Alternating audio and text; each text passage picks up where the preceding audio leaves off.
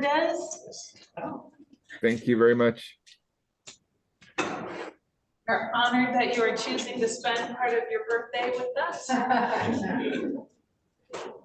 It's always a pleasure.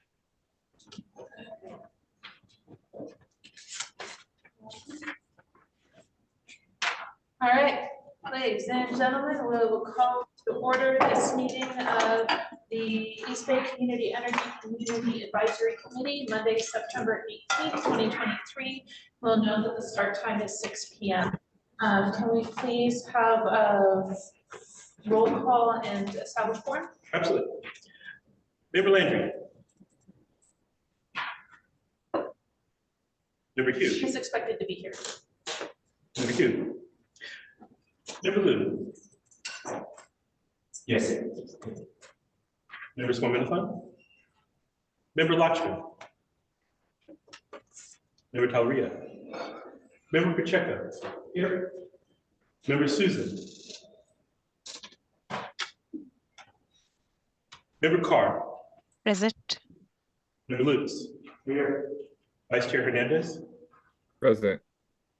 Chair Elder. Present.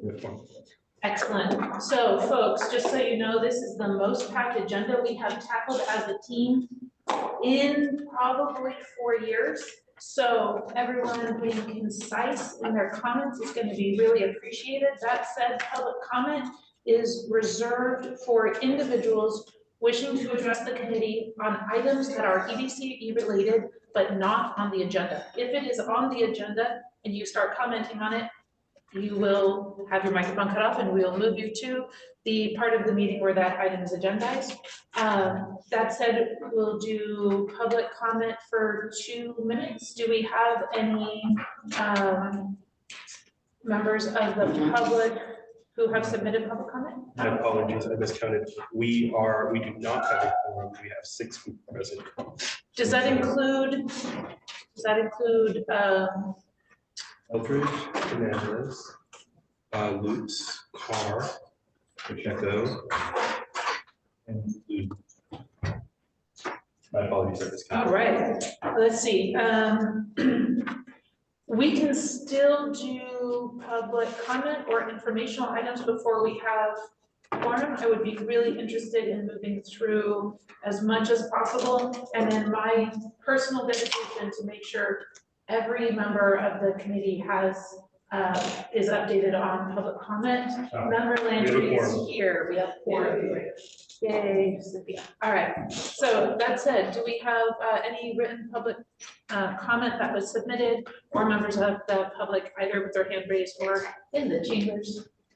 Yes, Okay. we have 2 written public comment and 1 hand raised and members of the public. So Let's do the written comment first.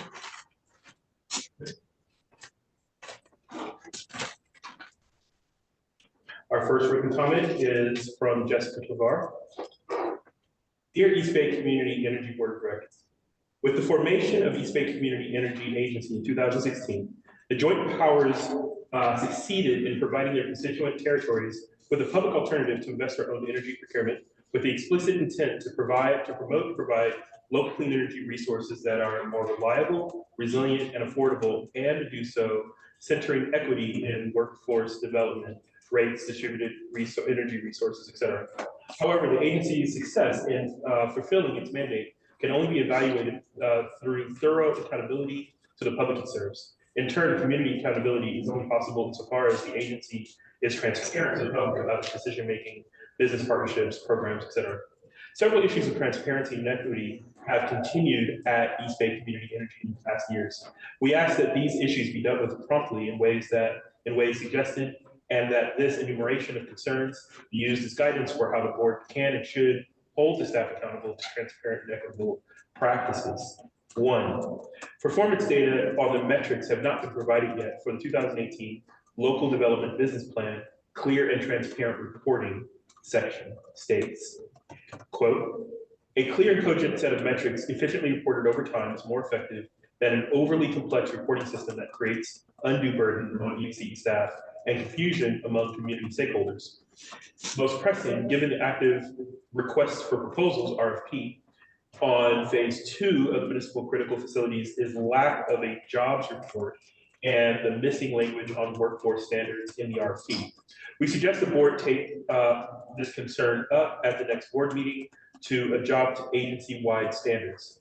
2, the Resilience and Virtual Power Plant Program that facilitates microgrid development within the service territory needs to work more closely with communities in order to bundle the benefits of resilience and procurement needs. This pertains to both community-facing municipal critical facilities and community-based organizations, CBOs. With respect to the former, we ask that EBCE clearly designate the division of funds between community-facing and non-community-facing resilient municipal facilities and commit working with CBOs to identify which locations are best suited to provide emergency resilience services to the public. Regarding the latter, while the 2023-2024 budget states that EBCE does not have the resources to include CBO-sponsored sites into the Community Resilience Program, there is $14.75 million of currently unallocated funds in the budget, which should be allocated to include CBOs in the program. East Bay Clean Power Alliance acknowledged that $2 million has been dedicated to provide technical assistance to CBOs hoping to access microgrants and resilience funds. However, there is no need for this support to be restricted to technical assistance. So the letter is available on the public meetings page. I was trying to get your attention there. We said 2 minutes. Oh, 2 minutes. And Jessica, thank you so much. The letter is printed out here in front of us. It is also posted on the EBCE website. So we didn't get through all of it. Please do take a look. There's some really important points in there. Thank you. And so there is a second public comment from Tom Kelly. And now 2 minutes. Tom Kelly writes, and Olivia, attached is a comparison of GHG emissions associated with charging your EV with Bright Choice versus PG&E. Once again, EBCE falls short of its only competition and adds to the growing climate calamity the planet is facing. Those who switch to an EV to fight climate change and also receive Bright Choice are actually making the problem worse rather than better. Let's do something about it. Attached is a spreadsheet. Bright Choice PG&E comparison versus EV charging. And this document is available along with the other public comment on the public meetings page under the public comments tab. excellent. And since we did give Jessica 3, we should, and Tom's only 1, we'll go to 3 for the rest of this. And then for the rest of the meeting, we'll be switching to 2 and ideally be able to keep it at 2 and not have to drop it to 1. So go for it. Great.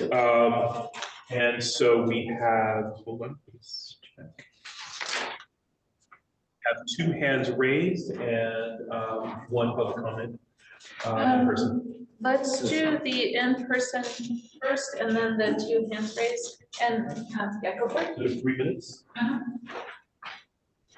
Okay. I'd like to recognize Tim Frank. 3 minutes. Yes, thank you very much, Chair and board members. I'm Tim Frank, and I'm representing the Alameda County Building and Construction Trades Council, the other building trades councils of the Bay Area, and the CCA Workforce and Environmental Justice Alliance, which is a group of labor and environmental justice groups that have been working together for probably about 2 years or so on an effort that started with the attempt to get CC Power, which is the Joint Powers Authority, that's working to purchase power on behalf of multiple CCAs within the CC Power territory, which, as you know, now includes 8 CCAs, inclusive of East Bay Community Energy and 7 other CCAs that are all effectively, from our perspective, Bay Area CCAs for the most part. Although I guess there's North Coast and San Joaquin in that mix too. And when we brought this package of environmental justice and labor standards to the CC Power Board a little over a year and a half ago, seeking a vote in favor of them, Nick Johnson actually supported the effort, as well as Barbara Hale from San Francisco, but we did not get a majority vote. And after that, we pivoted to an effort to work with each of the individual CCAs within the CC Power territory to encourage adoption of this relatively standardized package of environmental justice and workforce standards, both for their own operations and to recommend to CC Power for inclusion as its own policy guiding document. So I actually have on the table here a draft of the recommendation that we're bringing to both the Community Advisory Council, and then we'll be approaching the board, asking for them to take this as consideration for potential action next month. So with that, I would say thank you for your time, and I would note that the draft is on the rear table here. There's a couple items. There's one item in here where you see a little X, and that's for a bit of data regarding the percentage of people within the service territory that are caring, et cetera, the various low-income categories of. And we thought that the staff could provide an accurate figure for that. And I would note that there are a couple items in here that we are still working on a conversation with our local partners, because we've been working together as a coalition for about a year and a half since that CC Power effort. But we have local members that that's been incorporated in the last 1 year. Thank you. And also, if you could please email me the clerk lead document that you have.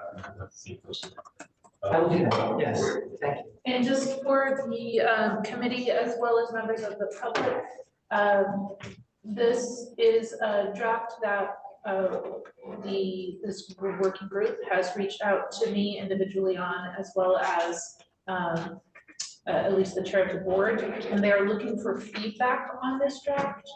They're hoping for feedback in the next, say, 10 to 12 days, so that they have time to incorporate it into something that can be brought back and agendized in October.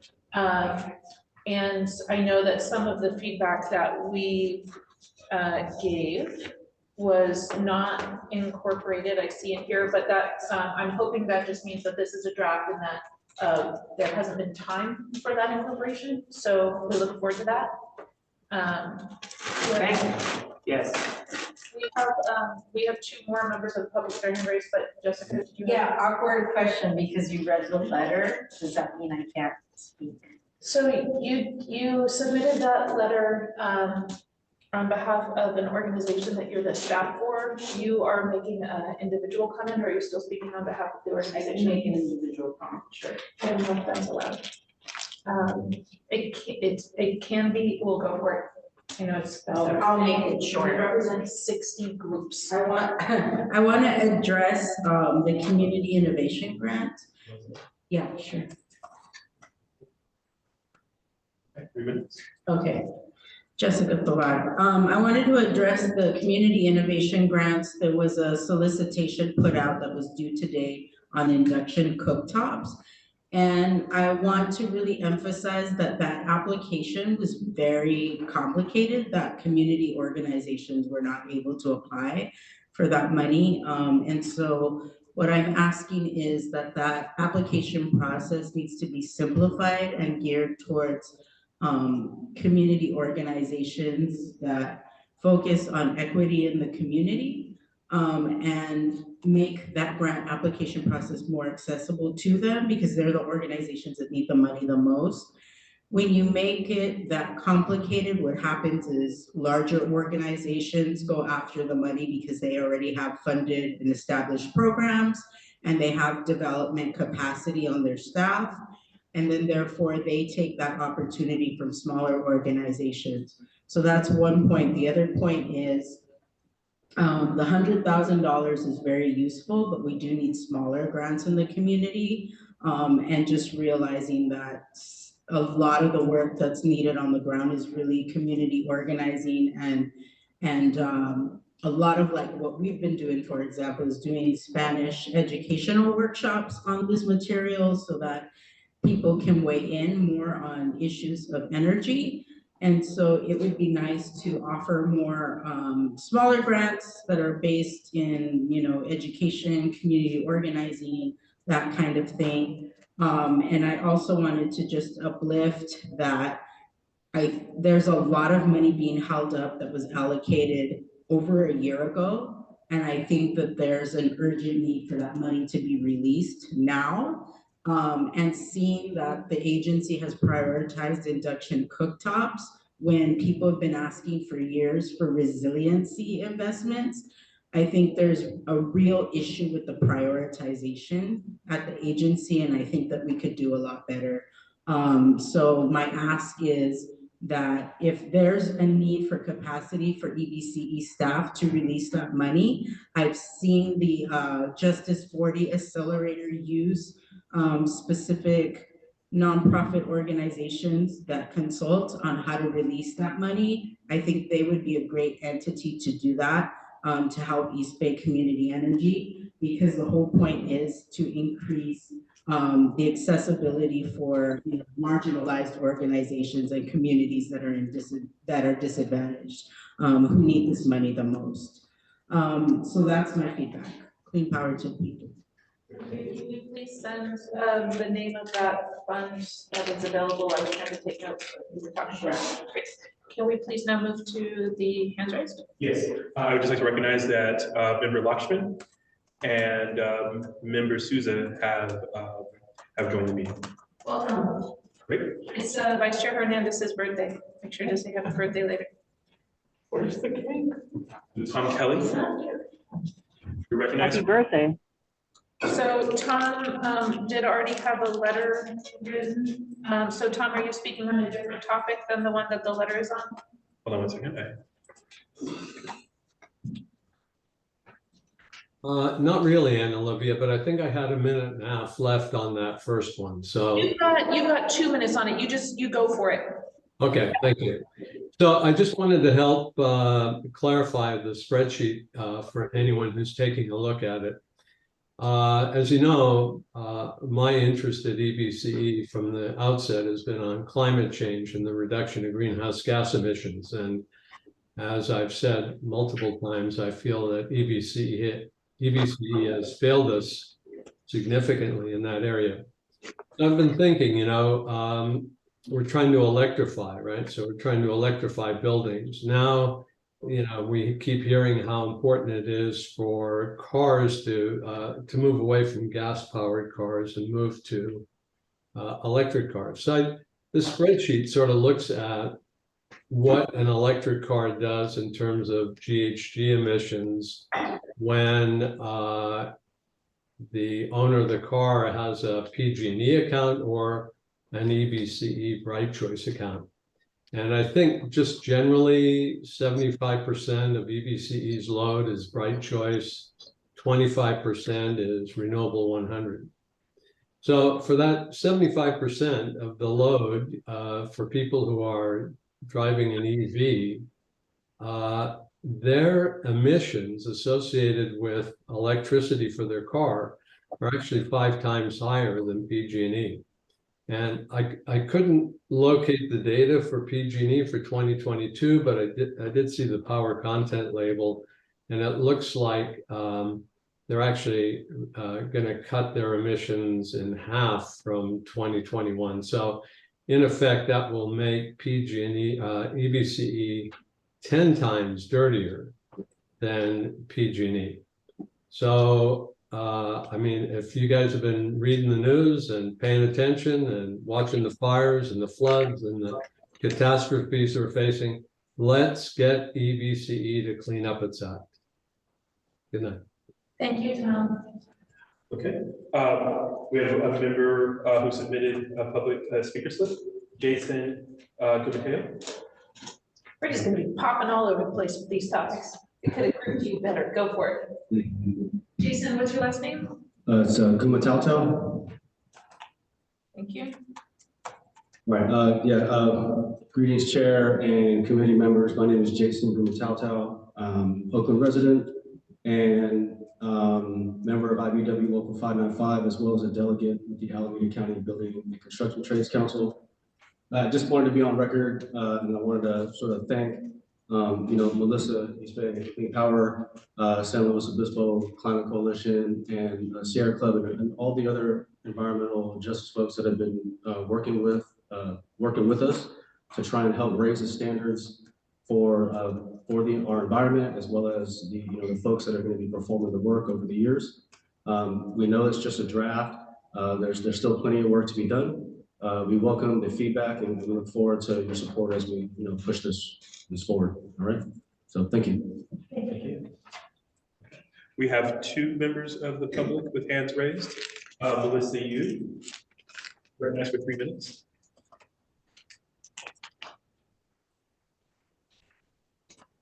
Hi, CAC member. My name is Melissa Yu, and I'm here today to speak on behalf of the Sierra Club and also East Bay Clean Power Alliance.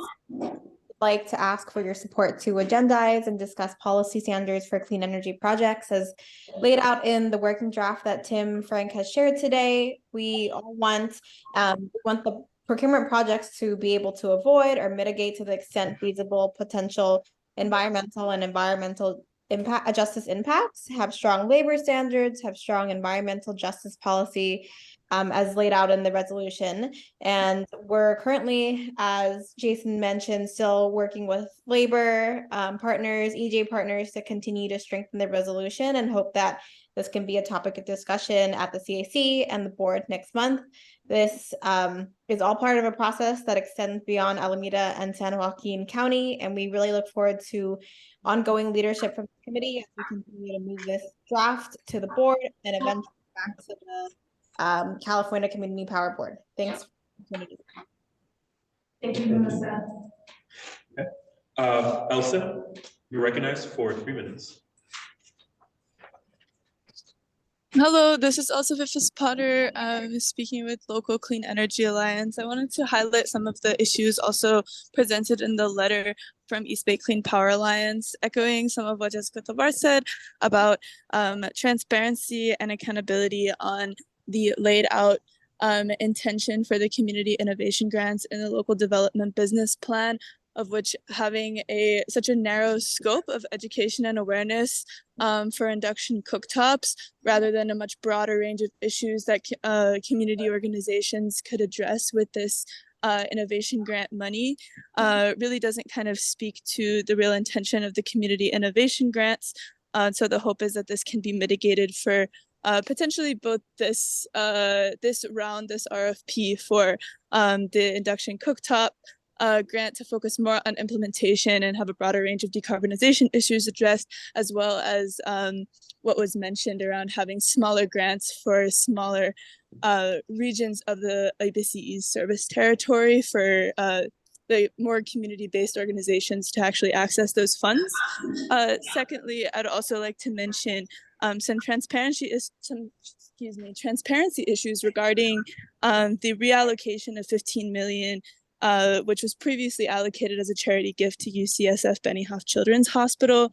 There's been some issues or just some lack of clarity regarding the healthcare partners, regarding kind of other aspects of how that money was reallocated over 3 years of $5 million.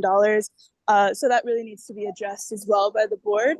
And transparency regarding that from the staff. And finally, I'd just like to echo again that the 14.75 million, which was diverted from bill credits during last year's budget, or during the budget that was agreed upon in June of this year, that should hopefully be able to be allocated to CBOs being included in resilience hubs of the Municipal Critical Facilities Program, because the staff has mentioned that there wasn't funding for that, and this money could be reallocated towards that.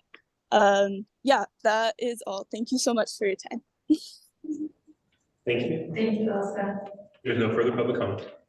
Excellent. Okay, there was a lot of stuff brought in there. So just, Adrian, for you to note, first, if you could send me the editable for both the board agenda and the CAC agenda, it would be really helpful for me to take notes.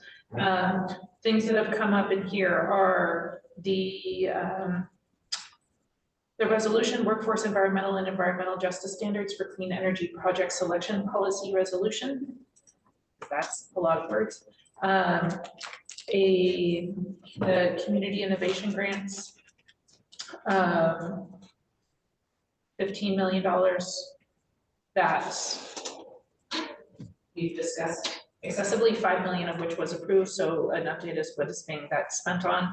The 14.75 million that was part of the agenda item, the budget agenda item that the board held and said they wanted to come back to. It would be good to find out what's going on with that. I probably missed some stuff, but just we'll note that for moving forward. All right, is that the end of public comment? Yes. All right, you've got some really good written stuff to look at here. Thank you so much. Those were substantive comments that really will help us. We approve it and are so grateful for all the work you are doing in bringing this to us, so please keep that. All right, so we're going to move now to item C3, and just for the folks who just entered the meeting for CAC members, this is the heaviest agenda that we've had in 4 years, so we are asking folks, public comment is going to be kept to 2 minutes, and if it gets later in the day, we'll drop it down to 1. We're going to ask the CAC members to be as concise as you can, while still asking your questions, because this is the important part. So item C3, approval of minutes from July 17th. I am looking for a motion and a second. Motion to approve, Member Landry. Motion by Member Landry. Is there a second? Second by Member Pacheco. Is there any discussion on this item?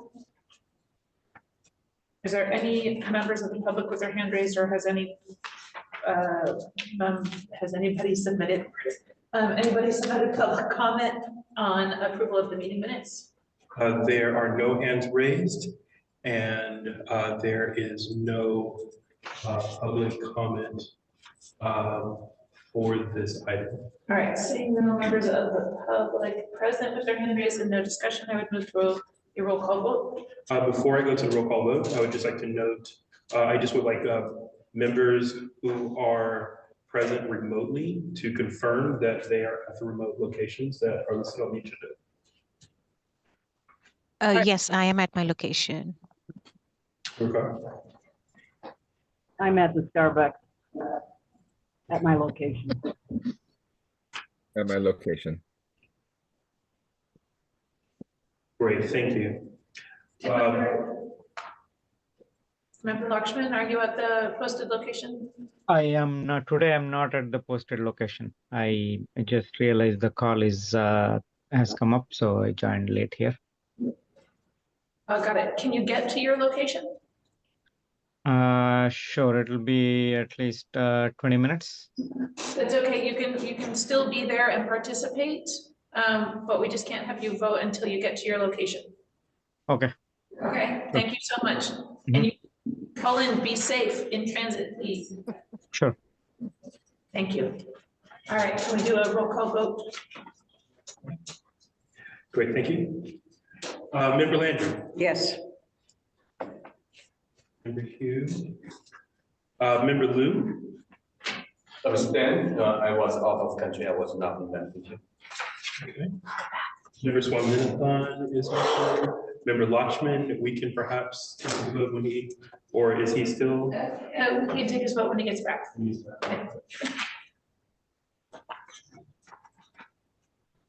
Yeah. Member Pacheco. Yes. Member Souza. Member Souza. We can't hear you. What's your vote? Aye. Are you looking for Souza? Yeah. Aye. Thank you. That's great, thank you. Member Carr. I'll abstain. I wasn't in the meeting last time.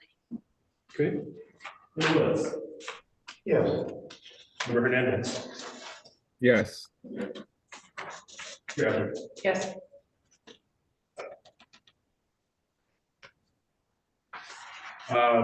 It is not passed, 6 votes. We just need to wait for Lakshman's vote. Okay, do we have quorum without Member Lakshman? Yes, we do. Then who hasn't voted? Well, we had an abstentions from Member Carr and Okay. Member Liu. Y'all do not need to have been present in the meeting to vote on the minutes. So if, we'll hold this. We have not approved the minutes and we'll move on to the next item. But for people's knowledge, you do not have to have been present to vote on the meeting minutes. That's okay. That's actually part of the rules. So the motion did not pass. We can either revisit it at the end of the meeting or at the next meeting. And we will move to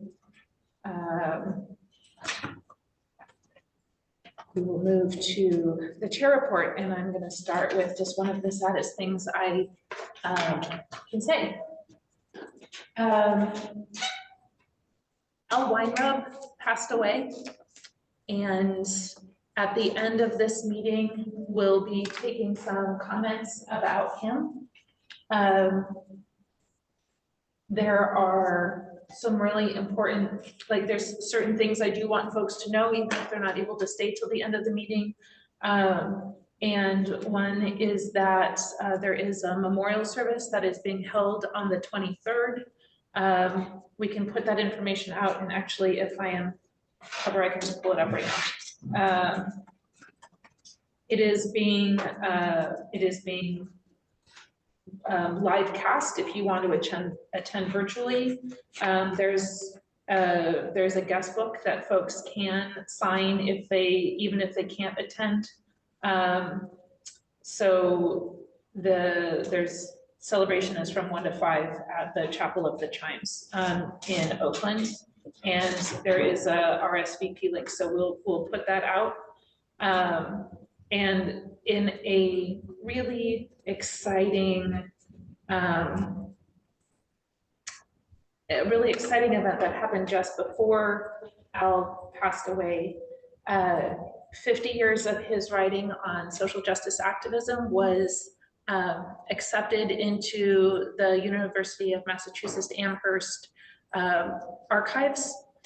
It is a phenomenal honor. He is joining W.E.B. Du Bois and Daniel Ellsberg and their collections.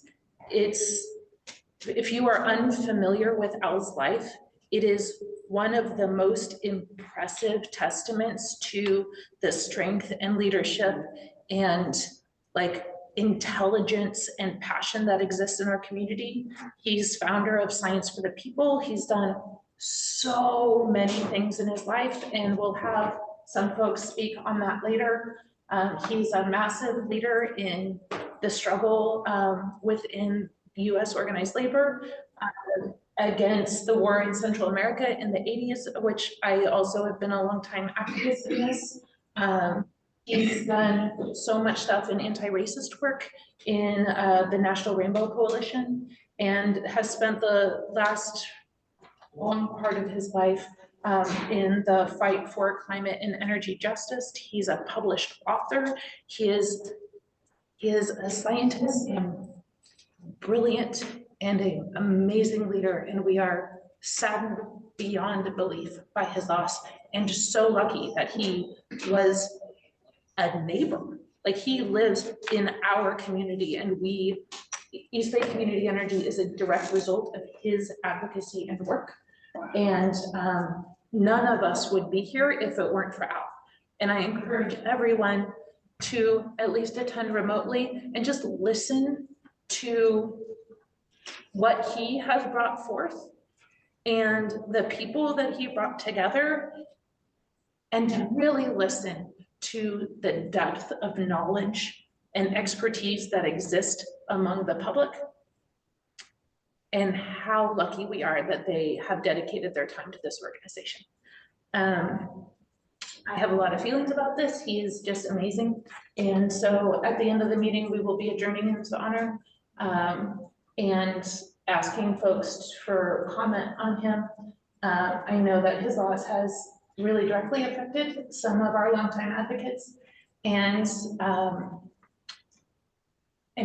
want people to be aware. There's also the Al Weinrub Justice Papers. There is a fund to help digitize those and make them interactive.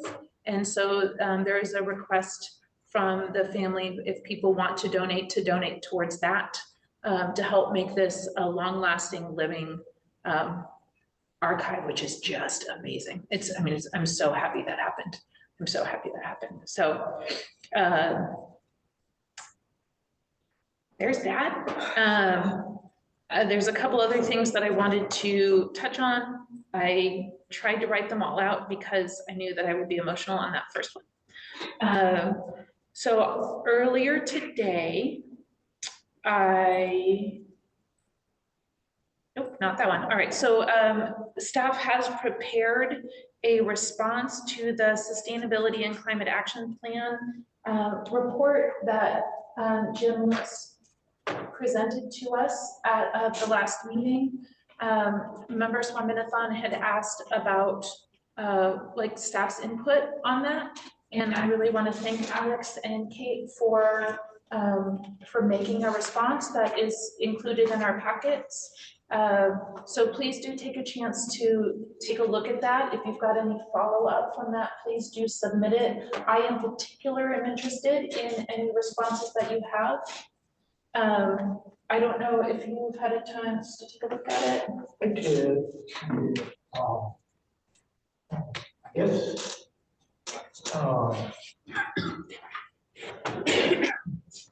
I'm mostly disappointed that they, well, one didn't contact me directly. I would have been happy to chat. And the other is, I wasn't criticizing what EBCE is doing. I was asking EBCE to listen to what the cities are asking for. And reading the response, it seemed like my intent had not, my request had come through. That's, you know, I wanted EBCE to be able to work better with the cities, and the city staff had been saying they really appreciated EBCE staff, but the programs were sort of presented so late in the development stages that they couldn't be modified to take into account all the different cities and how dramatically different our cities are. But I was a little bit sorry to see that that didn't come through. It wasn't that the cities were mad at EBCE, they just wanted, you know, advance notice of what are you working on, what's 5 years down the line, what's the plan, how can we work it so that it'll fit their, you know, their city, which they're doing. So, anyway, but I'd be happy to chat to Alex and other staff at some point if you want. Can I ask, was that response in the packet here or? Yeah. Okay, I'm sorry, I didn't see it. So if folks. Well, it was in the second. No, it was in both. It's in the chair's report. Item 4.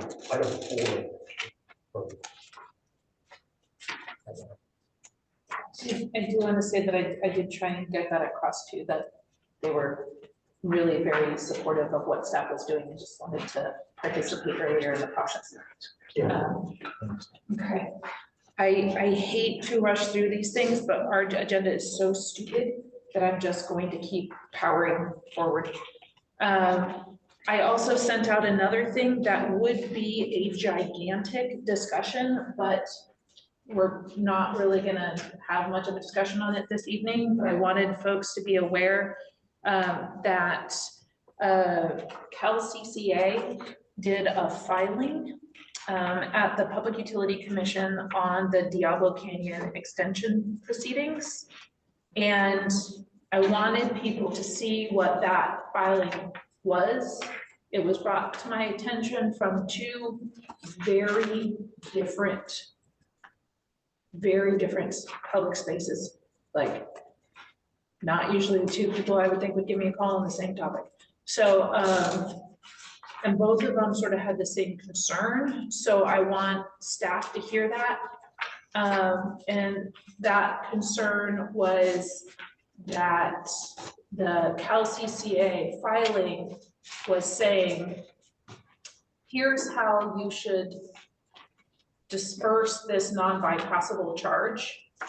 And they weren't saying these billions of dollars worth of non-bypassable charges shouldn't be shifted onto our customers. And then the bit of research that I've been able to do, and I talked to you about this a week or so ago, Alex. The research that I have been able to do has been fairly limited, but it seems like East Bay Community Energy had to have a plan that didn't include the nuclear power at all. All agencies, load serving entities in the state of California were supposed to have that plan, and it had been approved. And so we would have grounds to argue that our customers shouldn't be bearing the cost burden of this PCIA, of keeping Diablo Canyon in it. And why has there not been at least some resistance to shifting this massive cost onto our ratepayers? That is sort of I can't answer very many questions on it because I've only read like this much and there's like this much to read. But I wanted folks to be aware that there was a filing done in the CCA's names and to have a chance to look over it if you want to bring it up at the board meeting. And then I just wanted to cover two items that we are not talking about tonight, even though the board chair did ask us to cover one of them. So two agenda items this evening is the MRP incremental BESS and the energy prepay number 3. So I actually have to look at the board agenda to remember why one of them. But if you haven't had a chance to go through, staff prepared a really amazing presentation on what the energy prepay is, and I encourage you to take the time to go and watch that. It's like they did a really good job. They've been putting out a whole series of these workshops for people to learn stuff, and you should. It's really worth looking at. And then the battery storage project in Kings County, right? And then the other one is a correcting the record for an item that came up, but the item that came up was controversial. It's putting in this giant battery on a peak gas power plant, not here. So it was kind of rushed through as part of a package that they said we have to do all of these things. We don't have the ability to really reopen that discussion tonight, but do know that it is on the agenda for Wednesday. People should be aware of it, and the board chair asked for feedback on this, but I just don't feel like we have time to cover it tonight, not responsibly. So I'm letting you know, and so if you have input, then please give it. That is as quick as I could do that. Modification. I think you said King County, you're talking about the Fresno County power plant? It is the one in Fresno, right? Okay. The thing says Kings County. Okay, should be okay. Fresno is some county, anyway, thank you. Oh, and then later it says Fresno County. We might want to clarify that on the resolution, because there's 2 different counties measured in the recommendation. And I don't know if they're different or not, so I just don't have the answer to that. I don't have the answer to that at the moment either, but happy to bring that to our team. Yeah, and maybe there's a good reason, we don't need to go into it, but good flag. Are there any questions on this or any members of the public? Yeah? Could I just briefly respond to the member Lutz? Yeah. Yeah, member Lutz, we'd be more than happy to discuss this with you individually.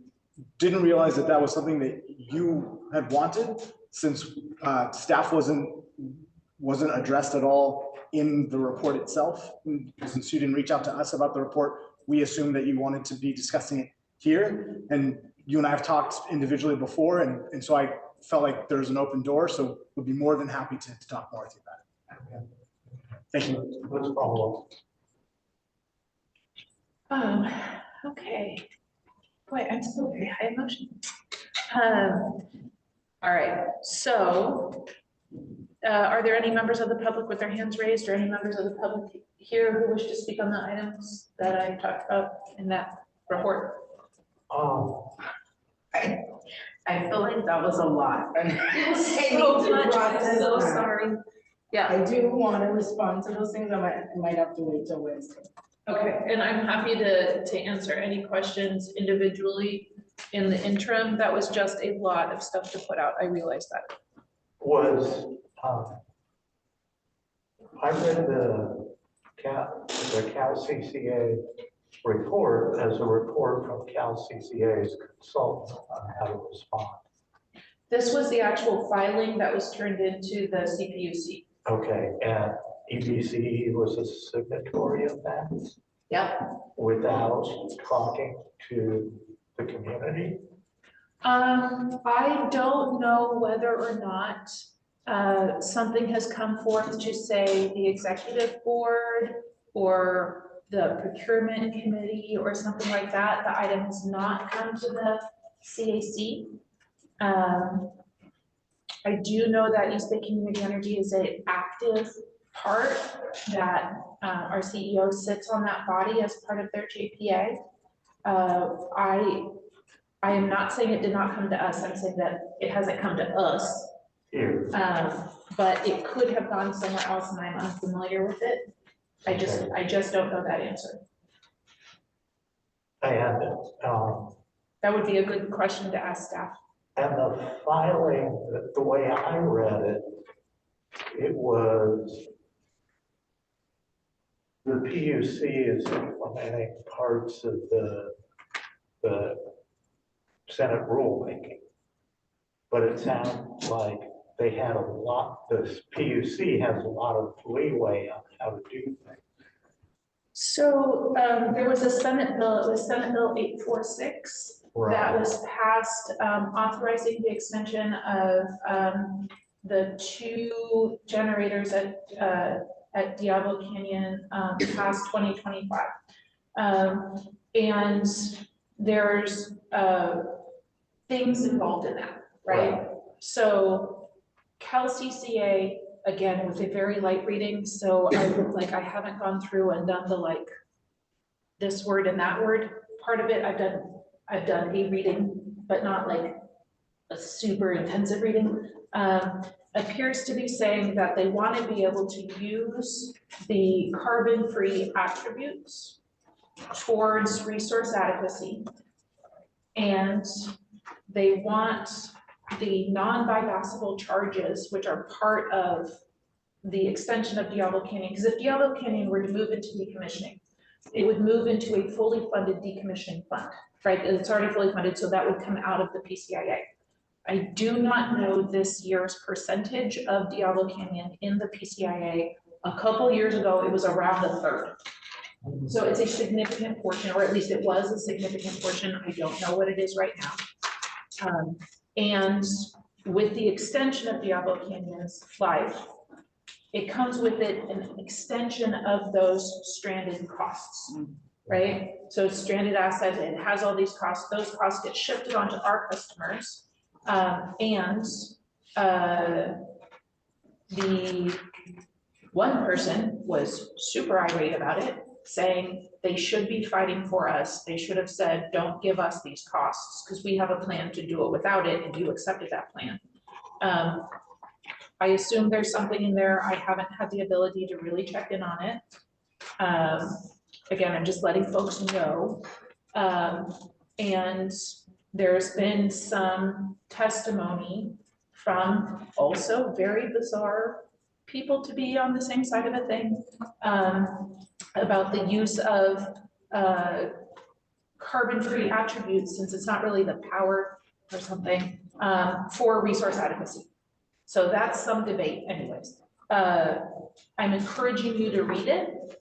I'm encouraging you to reach out to staff or submit questions to myself, and I'll bring them to the board. I've only been able to do a real light reading. And so I'm just letting folks know, but it is Senate Bill 846.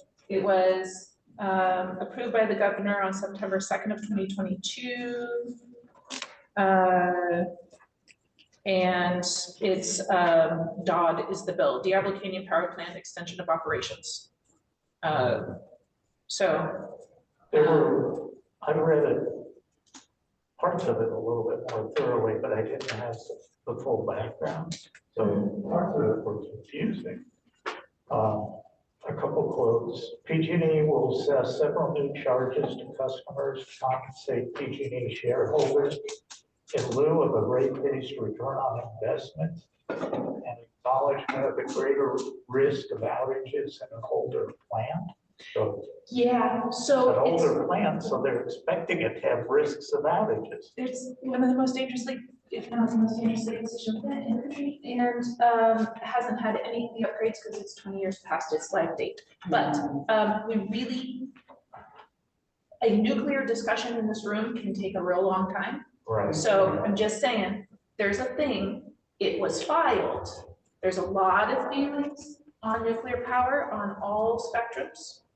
Please read it. We are not taking a stance on this at the moment. We can bring it back to discussion. You can definitely make a comment on it on the board meeting. I will include it in my report. So can we make a motion that this be, that there be a fuller discussion on it? We can add it to the list of things we'd like agendized. We can do that for sure. Love this list. It's a great list. Thank you, Jim. Okay. This is not on the board agenda. This is something that was brought to us that I will be submitting to the board just as something as a heads up that's come up to us through community stuff. All right, are there any other questions? I know that was a lot of info. Are we going to add it to the agenda or we are not adding it? Not to our agenda. I'm sorry? Well, we can't add it to today's agenda, but we can add it to a future agenda. Oh, okay. Right? There's not any action really that we could take. They're having a hearing. None of us are individual parties to the proceedings. I think we already have a lot of items for today. If adding it to today, I don't think that's feasible to manage to complete all other items. I agree with you. Okay, but we can add it to a future list of things we'd like to discuss. Yes. Or something. Yeah, I think that's a very big topic, probably require a lot of discussions. Okay. All right, so it gives us very few, with no further discussion, cool, we're gonna go past. We have, again, a really big thing. It doesn't give us very many minutes to talk about each of these items, and one of them we really want to spend some time talking about. So the 2022 Power Source Disclosure Annual Report and Power Content Label is an informational item. It will be presented by staff member Izzy. Carson. I was like, I can't remember your last name, Izzy. And this is really short. The big discussion on emissions is going to happen in October. So know that that is going to be a discussion item next month as opposed to this month, but we do want to hear what Izzy has to say, and thank you for being here. Thank you. Thank you. Good evening, everyone. Yes. Adrian, if you could go to the presentation, that would be, there we go. Thank you. Thank you. Good evening again, everyone. So I'm going to present material from EBCE's 2022 Power Source Disclosure Report, or PSDR, and the Power Content Label. Next slide. So we're going to go through some of the particulars of the PSDR program, high level look at some of the regulations, and I will walk through how we prepare and verify our filing. And then I'm going to transition to speaking about the Power Content Label, which is a part of the PSDR program. And then we can take a look at the actual Power Content Label that will be posted to EBC's website by the October 2nd deadline, subsequently mailed out to customers. Next slide. So for each year's filing, EBCE is required to, 1, submit this annual report, the PSDR, to the California Energy Commission, or CEC, detailing the actual resource mix for the previous calendar year. And 2, provide this annual Power Content Label to customers and to the CEC, showing this percentage breakdown by resource type. Again, the deadline for this year is October 2nd. Under the CEC's regulations, private retail electricity suppliers have to engage an auditor to verify the accuracy and the completeness of the data submitted to the CEC. However, public agencies like EBCE are allowed to provide a self-attestation, and that's why this item is being presented to the board, to ask for an adoption of a resolution that accepts the 2022 PSDR and Power Content Label. So, in short, to fulfill that PSDR reporting obligation, we have to provide the CEC with the board's attestation to the veracity of the documents, which basically just means that the data that's reported is true and within the reporting requirements of the regulations. So again, the PSDR program requires all electricity providers to submit an annual report disclosing that source of power that was purchased for their customers during a calendar year. It shows every megawatt hour of electricity that's purchased by source, so renewable, large hydro, et cetera. And it's reported on the PSDR as a percentage of total sales on each area, and this report is submitted to the CEC. So if you can go to the next slide. This is really essentially just a flow chart for how EBCE prepares, reviews, and validates our Power Source Disclosure Report data. So we start with a review of the previous calendar year's delivered power. This includes reviewing all of our RECs, review all of our non-renewable, carbon-free, and low-carbon power purchase, so large hydro, ACS, review retail sales from all of the EBC customer plans that are validated by our billing client. We then do a second retail sales reconciliation through our accountant to ensure there's no discrepancies. And then we verify the delivered power against contracted amounts and against invoices to make sure that what's counted as delivered is the same as what's invoiced and for the contracted amounts. The RECs are then verified in Regis, which is our REC tracking client, to make sure that what's being reported on that side matches the certificates that are tracked.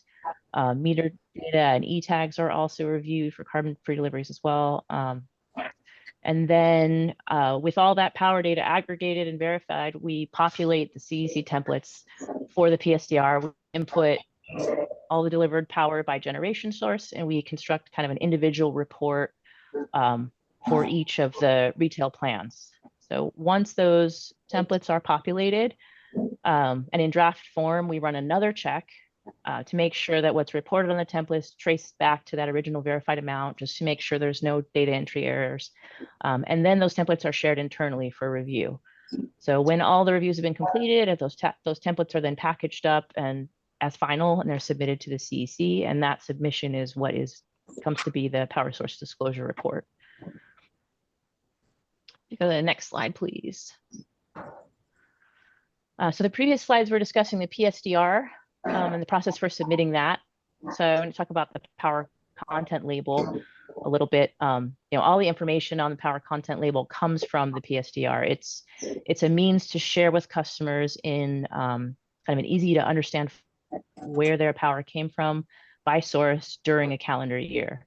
It's reviewed and approved by the CEC, and it's required to be sent to customers by mail, in some cases by email also, annually.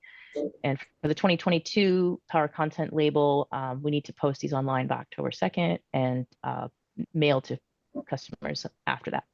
So visually, it's very similar to a nutrition label. It displays the power mix for each of EBC's plans. It shows California statewide content, and it allows customers to compare their content to the statewide power mix overall. So next slide. Now with that, we have the actual power content label.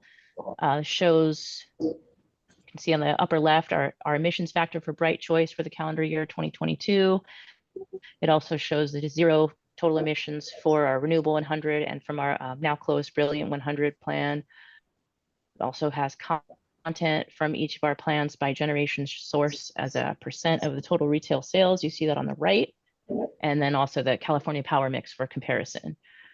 I do want to note here also the emissions presentation. I know Anna Livy mentioned it initially. I didn't spend a lot of time incorporating emissions into this presentation because that is a very deep dive and is very detailed on emissions and a comparison between all of the CCAs as well as with PG&E. So that will again be on the agenda for the October meeting, and it will be an updated version from what was originally put together in April.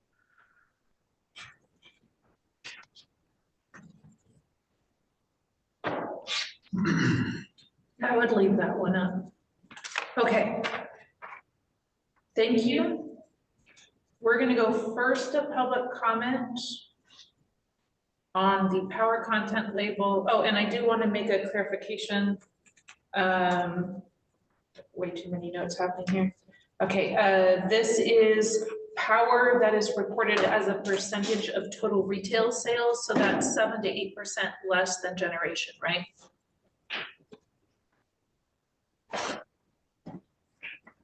I'm sorry, can you, so so if say PG&E generates more power than they use for their customers, so they sell some and they whatever, that they only report on the number of customers that they have, their sales, as opposed to their generation. Right, so in these numbers are, if you see on the top there, those 100%, the 35.8, that 49.4, those are, if you take our total Bright Choice customers, the percentage of renewable or large hydro that's serving those customers is that percentage, and that's by the retail load. Last year, that was okay, that'll be a question. And then, but this is on retail sales, not generation associated with our retail sales. Right. Generation is right. 7% higher than sales. Right. This is based on customer retail sales, yes, for customers that enrolled in these products. Great. All right, so first public comment. Do we have any members of the public with their hand raised?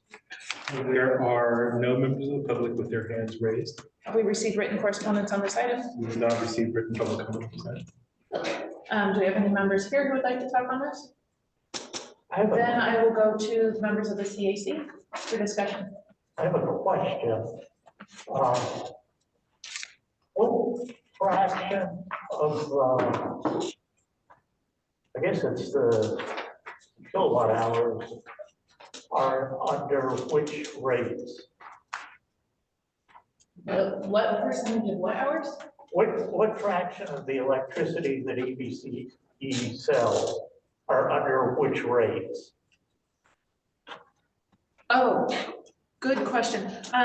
Izzy, can you tell us how much of our load in 2022 was in Renewable 100, in Brilliant 100, and in Bright Choice? There is an attachment that is part of the presentation that gives those specific numbers. I don't have it offhand, but if you go, Adrian, if you want to go back up, it's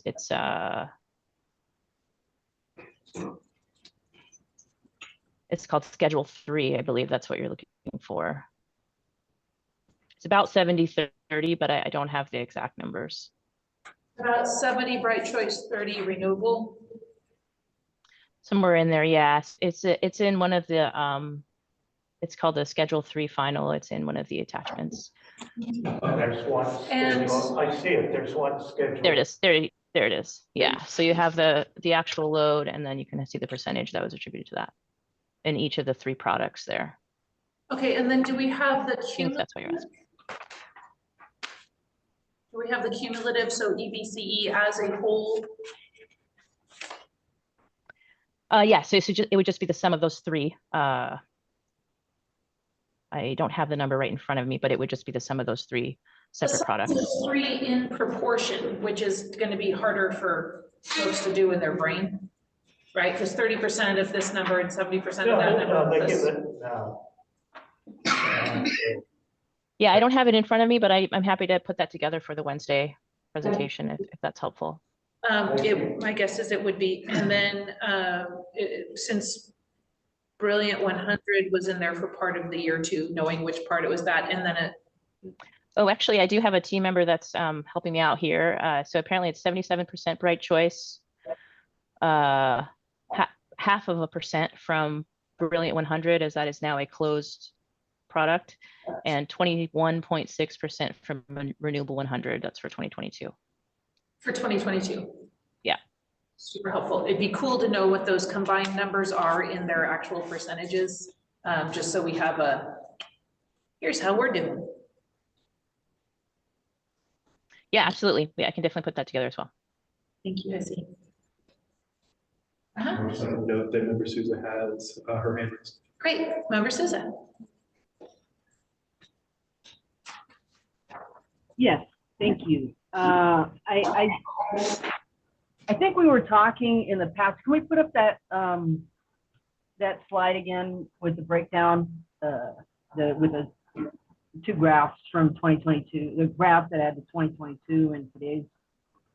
The last slide before questions in the presentation. Yes. Great. Well, anyway, it's from what I can remember. Yeah, thank you. From what I can remember, the unspecified power, that was partially, from what I remember, from bought power from outside, either the state or outside of our jurisdiction. So we don't really know what that is, and we were hoping to get a little bit lower number or a little bit more clarification on that. The other thing is I'm looking at the greenhouse gas emissions chart, and 2022, it looks like energy portfolio 3, which I'm not entirely sure what that is, the blue, it looks like it's higher than 2022. And then when I go back to Bright Choice, which is the one that we're really concerned about with a lot of the greenhouse emissions, what I'm seeing is a pretty good mix of 49.4% of eligible renewable. Large hydroelectric is not included in that. I don't know if they charge us or they count greenhouse emissions from that. So I'm just looking at these numbers. Really need some breakdown to understand that, because we've been waiting on these, and I know there's a lot of concern about the amount of greenhouse emissions from Bright Choice that needs to be addressed. So anyway, I guess my question is, these numbers don't really add up. The 28.4% could or could not maybe be something along the lines of greenhouse emissions. The large hydroelectric, I'm thinking the 21.9% is adding to that greenhouse emissions mix, which is large hydroelectric is it's water, it's a dam. So I mean, if they're, I don't know how that's being counted in greenhouse emissions. But these numbers are kind of confusing. We're going to be talking about it, so if we can get that further broken down, that would be great. Thank you. Maybe I can help to clarify that a little bit. I know we'll go into it a bit deeper in the October presentation, but I think I can help clarify that a little bit right now, very quickly. So the emissions intensity number, that 496, is really the totality. Well, there are two primary factors that contribute to the plan-wide emissions. That is specific to Bright Choice, that portfolio 3 that you were referencing. So there's two primary factors that contribute to those plan-wide emissions. Both are included in that emissions intensity calculation. One is unspecified power. That's at 28.4% under that Bright Choice column. Just for reference, last year it was at 40%, so it's definitely come down quite a bit. It's the largest source of emissions. It's slightly over accounting for half of that emissions intensity number. And then the other is from our PCC2 REC procurement. So for unspecified power, I think we had them. I think you mentioned this reversed in your question, but for unspecified power is where we don't know exactly which generator or generators the energy comes from. So it's assigned what's meant to be reflective of the average emissions factor on the electric system. So PCC2s, those are the ones that are the imports. Those are used and counted as renewable under RPS. So those are by and large solar, wind, and hydro resources. Unfortunately, those are also assigned an emissions factor that's equivalent to unspecified power. And those two together make up almost the entirety of our emissions intensity that's shown there, that 496 number. The large hydro, that 21.9 number, has no emissions in there. But a portion of the 49.4, that eligible renewable, as I mentioned, those PCC2s are used and counted under the California RPS program as renewable. Some of those do carry emissions that's, again, equivalent to unspecified power. So those are really the two drivers of that emissions intensity. Hopefully that helps to clarify a little bit.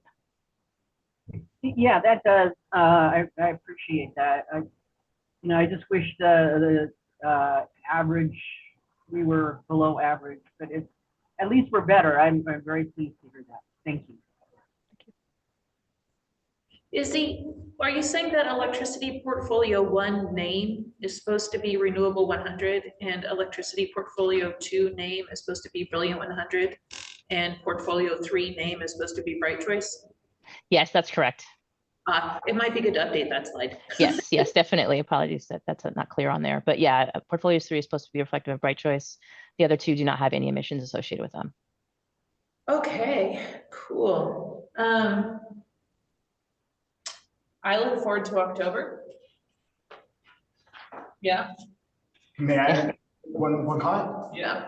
So on here, we don't see PG&E, their nutritional content on there. And so I just want to point out for members of the public that if and when we get to see PG&E's column, we'll notice that the nuclear portion is going to be in about the upper 40s, most likely. And so I can't remember who, but there was an earlier public comment about charging your electric vehicle with Bright Choice versus PG&E and the emissions associated with it. And keep in mind that with PG&E, when you're charging your vehicle, it's going to be, close to half nuclear power, according to these. That is an excellent clarification. Thank you, Alex. And awesome that it's down to 28.4% on the unspecified power. That is usually weighted almost exactly equal to gas. And it's really cool to see our default product up to 70%-ish for really carbon free. And that's really great work, and it's putting us in line to where we're supposed to be. So that's exciting. All right. Any further discussion on this item?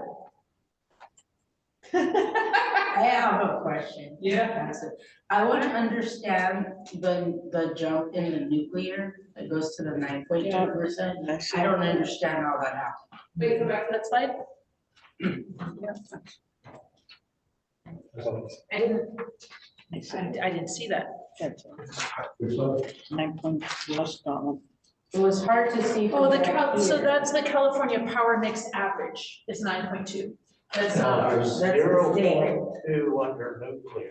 Yeah, 0.2 under nuclear is the part that's included in the like system power stuff that we're getting for our mix, and then the California Power Mix state average is the 9.2. Am I reading that correctly, Izzy? Yeah, the state power mix, the average is at 9.2. So that's not ours. For hydro, yeah, also they have nuclear as 9.2, yes. Thank you for answering that. Verifying. Okay. Sweet. So we have, is Ed still on here? You are still here. Okay, so we have one really meaty item and then two not as meaty items. And three and then one meeting. So 7:15, we can do this.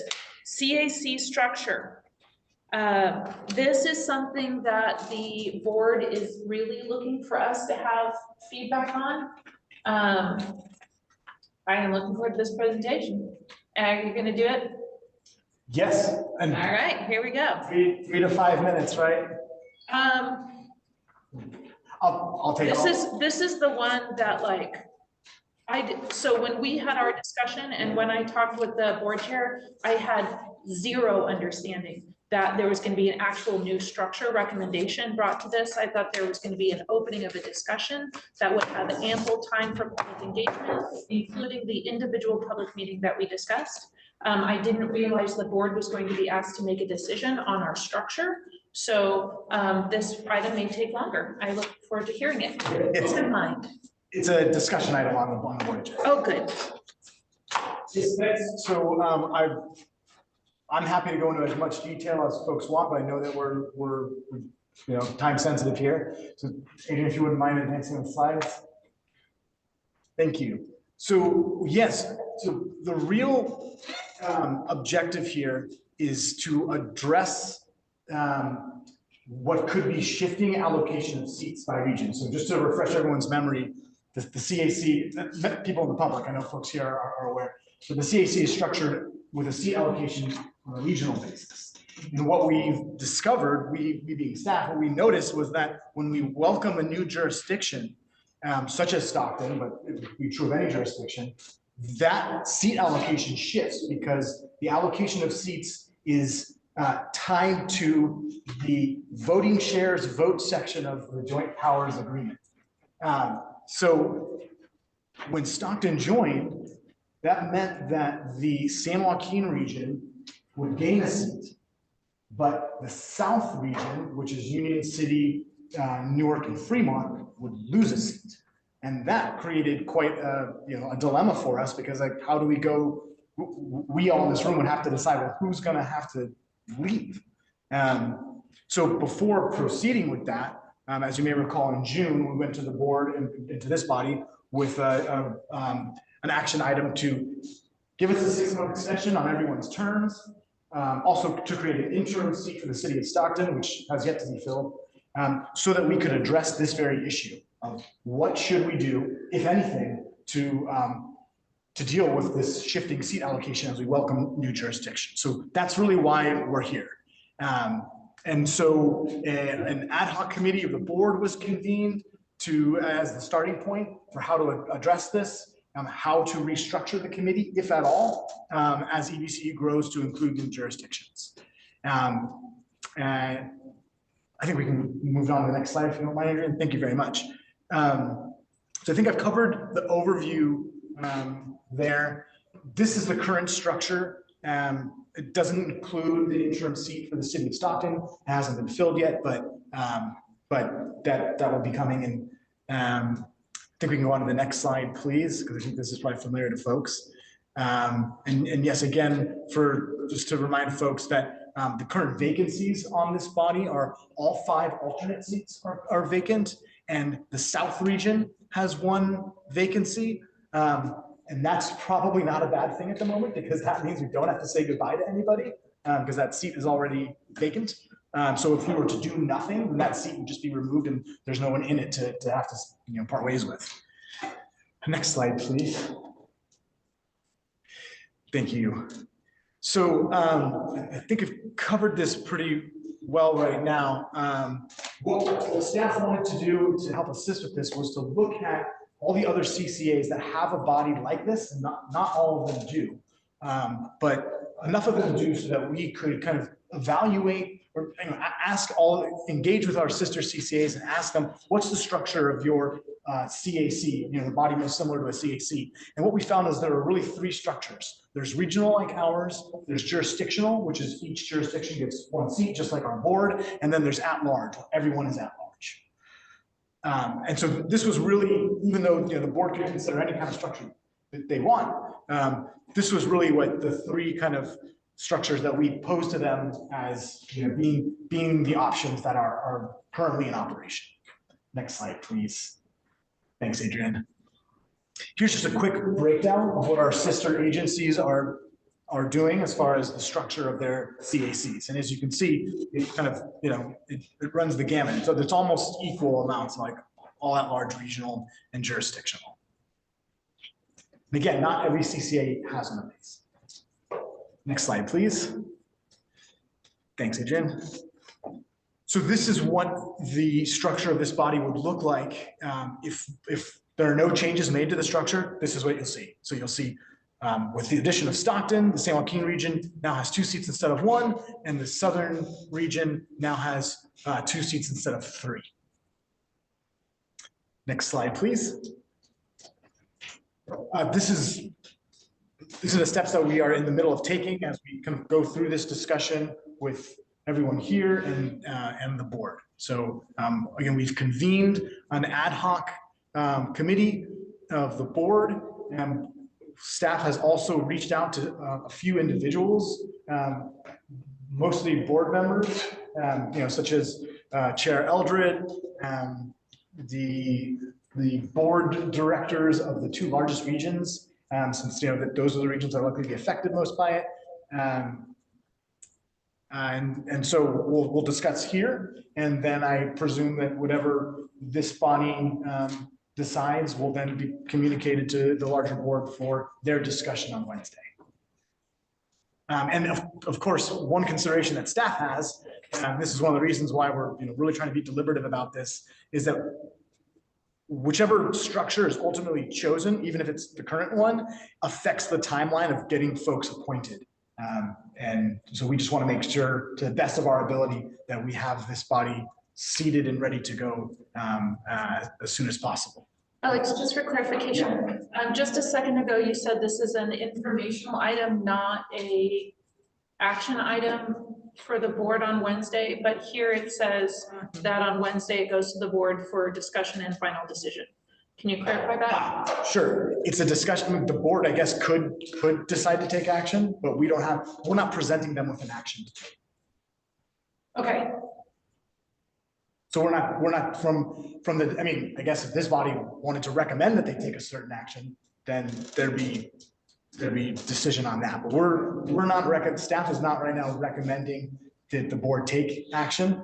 We're asking them to discuss it and provide direction. So I probably should have said provide direction rather than final decision. It'd be great if that could get updated. Yeah, noted. Okay, thank you. All right, you want to keep going? Just for the record, this is what was staff presented and discussed with the ad hoc. So that's also why. Right, which we also thought there would be an ad hoc of the CAC or some other group, but that didn't happen. Ad hoc of the CAC. Yep. That was part of our meeting. Oh, well, that would be our discussion with you. I'm not an ad hoc, I'm an individual. An ad hoc is a group, not a quorum. It does have a legal definition, yes, I meant on the ad hoc basis. Yeah, no, that was just a conversation as opposed to an ad hoc meeting. So I thought that would be part of the process as well. So it helps to know that that's what you meant. We had different definitions of that word. Okay. I apologize. Language, it's fun. Okay. Next slide, please. I think this might be it. Yes. Okay. I'm gonna go first to public comment. And we'll keep this one open.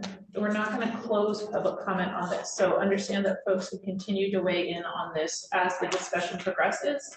But are there any members online that have their hands raised? 1 second. There are no members of the public with their hands raised. And Any written correspondence? just check. Here, I have not received any written public comment. I just need to check. If there are members here, and just like, if standing is hard to hear. I think I need to stand up. I was getting tired of sitting.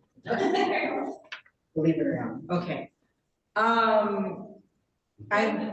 want to know, okay, so what I had heard was that an ad hoc committee met already? An ad hoc committee. And who is on this committee? Of the board? Yeah, and why was this not noticed? Because I don't. No, ad hoc committees aren't noticed. It's not a quorum. It's when something needs to be discussed and there isn't an opportunity to do a noticed meeting, or it's in between noticed meetings. They get a group together to talk about something. It's totally normal. It's completely legal. No decisions were made. No decisions are made. It doesn't usually inform the thing without discussion. Okay. Can you tell me who is on this ad hoc committee? And then I have comments on that. Yes. You don't need to turn this. I'll do so to the best of my ability from memory. Chair, at least Supervisor Marquez. Piedmont City Council Member Anderson. Union City Council Member Jaime Patino. Newark City Council Member Matthew Jorgens.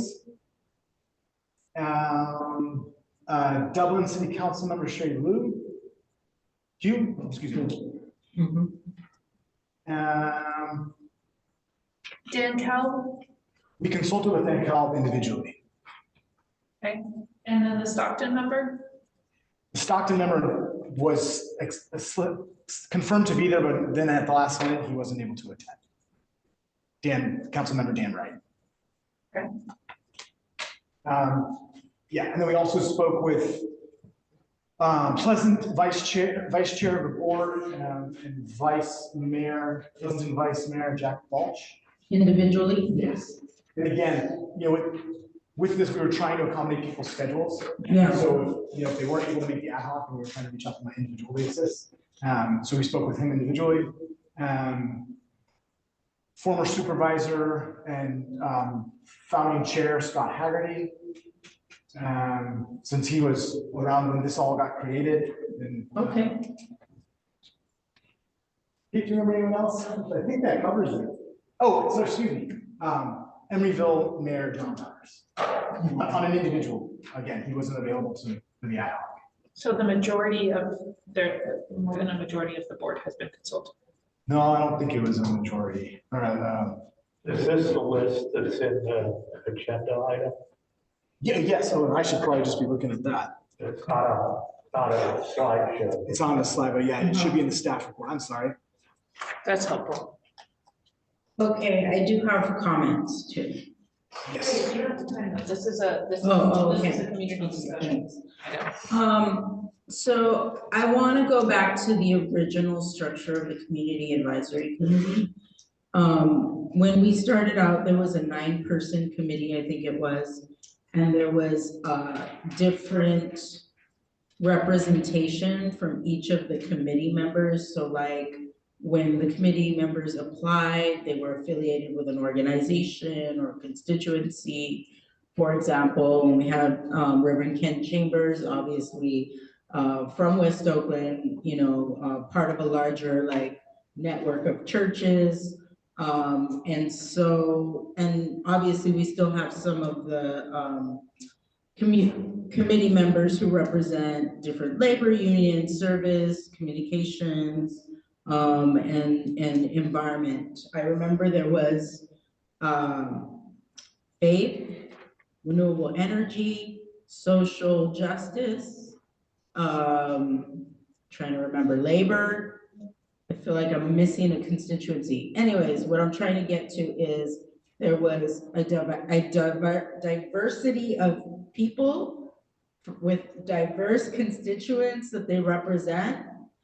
And then later it was added geographic representation, which I don't think is bad at all, but I think we need to marry the two types of people to make up the Community Advisory Committee.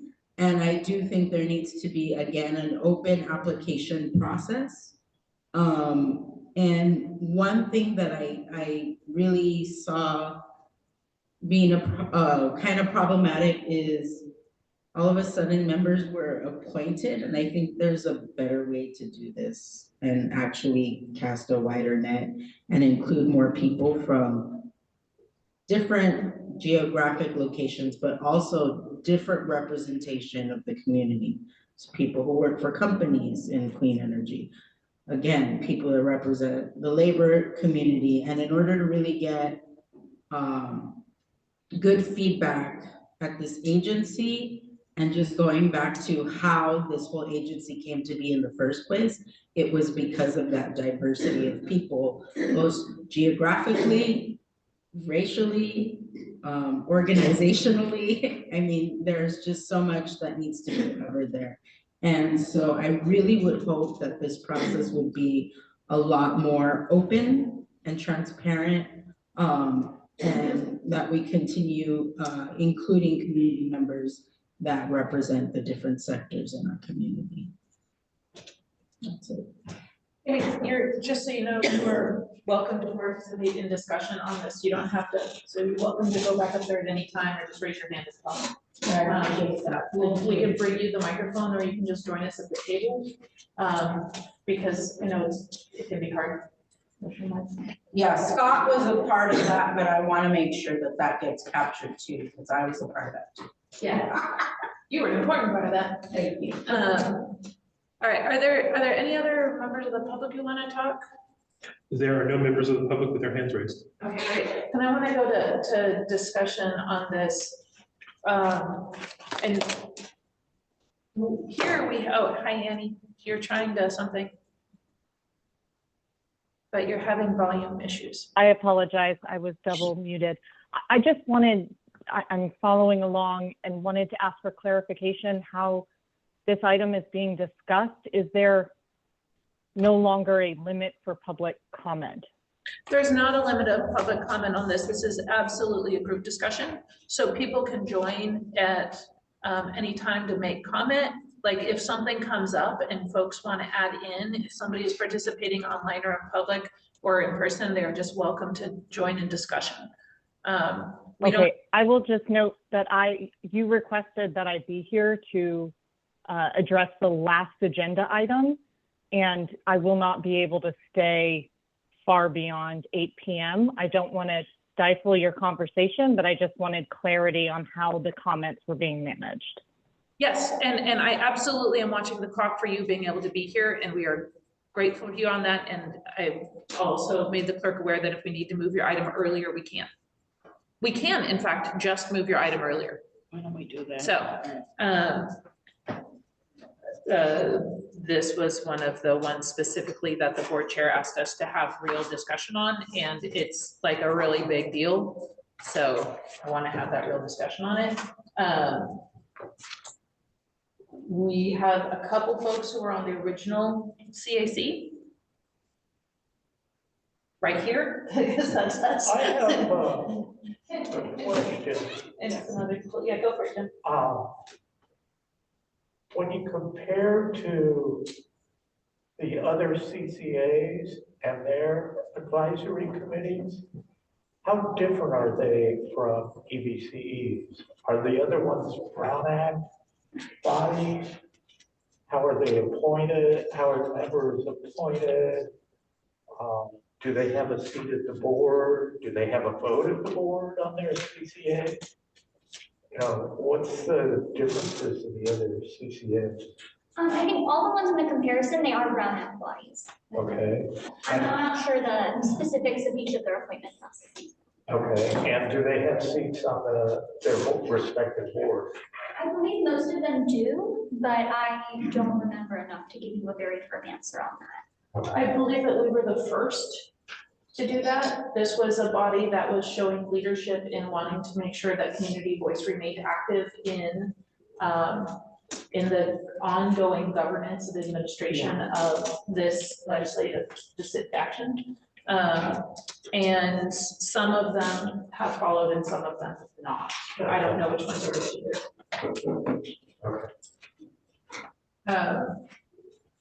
Oh, it just reminded me that what might have been unique, originally we were asking for members of the CAC to sit on the board.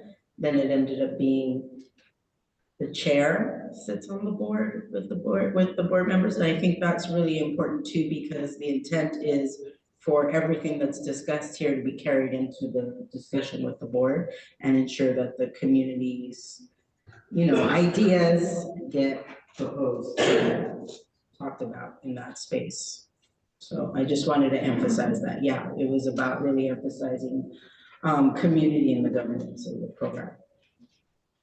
And I mean, I really just didn't realize, I didn't realize that this item was coming forth in the way that it was. I thought this was more of a preliminary thing than it is being presented as.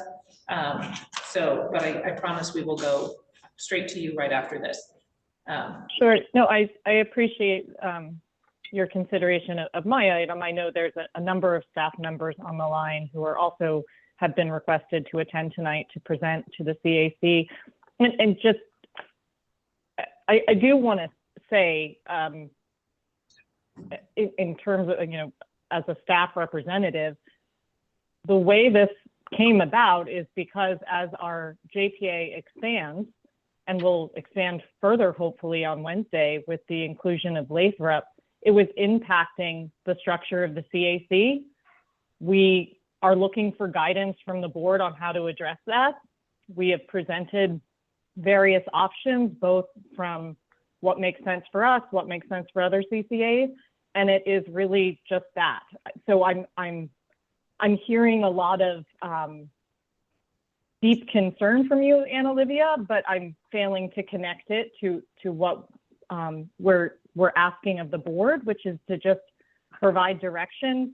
Do we stay with regional? Do we go to jurisdictional? Do we go to all at large? These are all examples that are out there and looking for the direction. So wanting to understand, or wanting to put out there sort of where we are coming from as staff. Oh yeah, and that's great. We have I just feel like there's a genuine discussion that needs to happen to inform the board on that. And it's possible that we just don't have time, and the recommendation we take to the board is that they don't provide that direction yet. And that there is time for us to go over that. But let's go to Vice Chair Hernandez. Oh, thank you, Chair. Just briefly, given the current structure of the CAC membership and the notes from the board packet, seems that there's a conversation that occurred at the ad hoc committee to remove the at-large seats as sort of what probably would and could happen. So if that was the case, then we would lose the seat that I'm in from San Leandro, but it's at large from the Alameda County Conference of Mayors. So if we really look at regional, then San Leandro, other than the board member, there wouldn't be a CAC membership representation in San Leandro. So it might make more sense to go jurisdictional that mirrors somewhat the board if you do lose the at-large. I did see the consideration for those who are already on the CAC wouldn't necessarily need to reapply, but still it's up for discussion how that flows. But at this point, the comments that I see from the board packet and the ad hoc committee was to get rid of the at-large seats. Would impact me and Jim, but there's considerations for us to maybe be able to stay on in some fashion. But again, there's currently 3 seats in Oakland. Jim, you have one of those for that central area that includes San Leandro. There's 2 of them right now in Hayward, and the at-large where I'm in San Leandro would go away.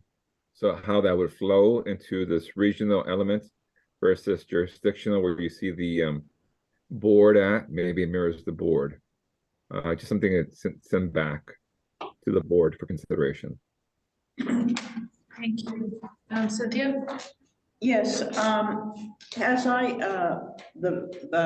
first thing I want to say is I would like this group to have more discussion before the actual JPA board votes on this on Wednesday.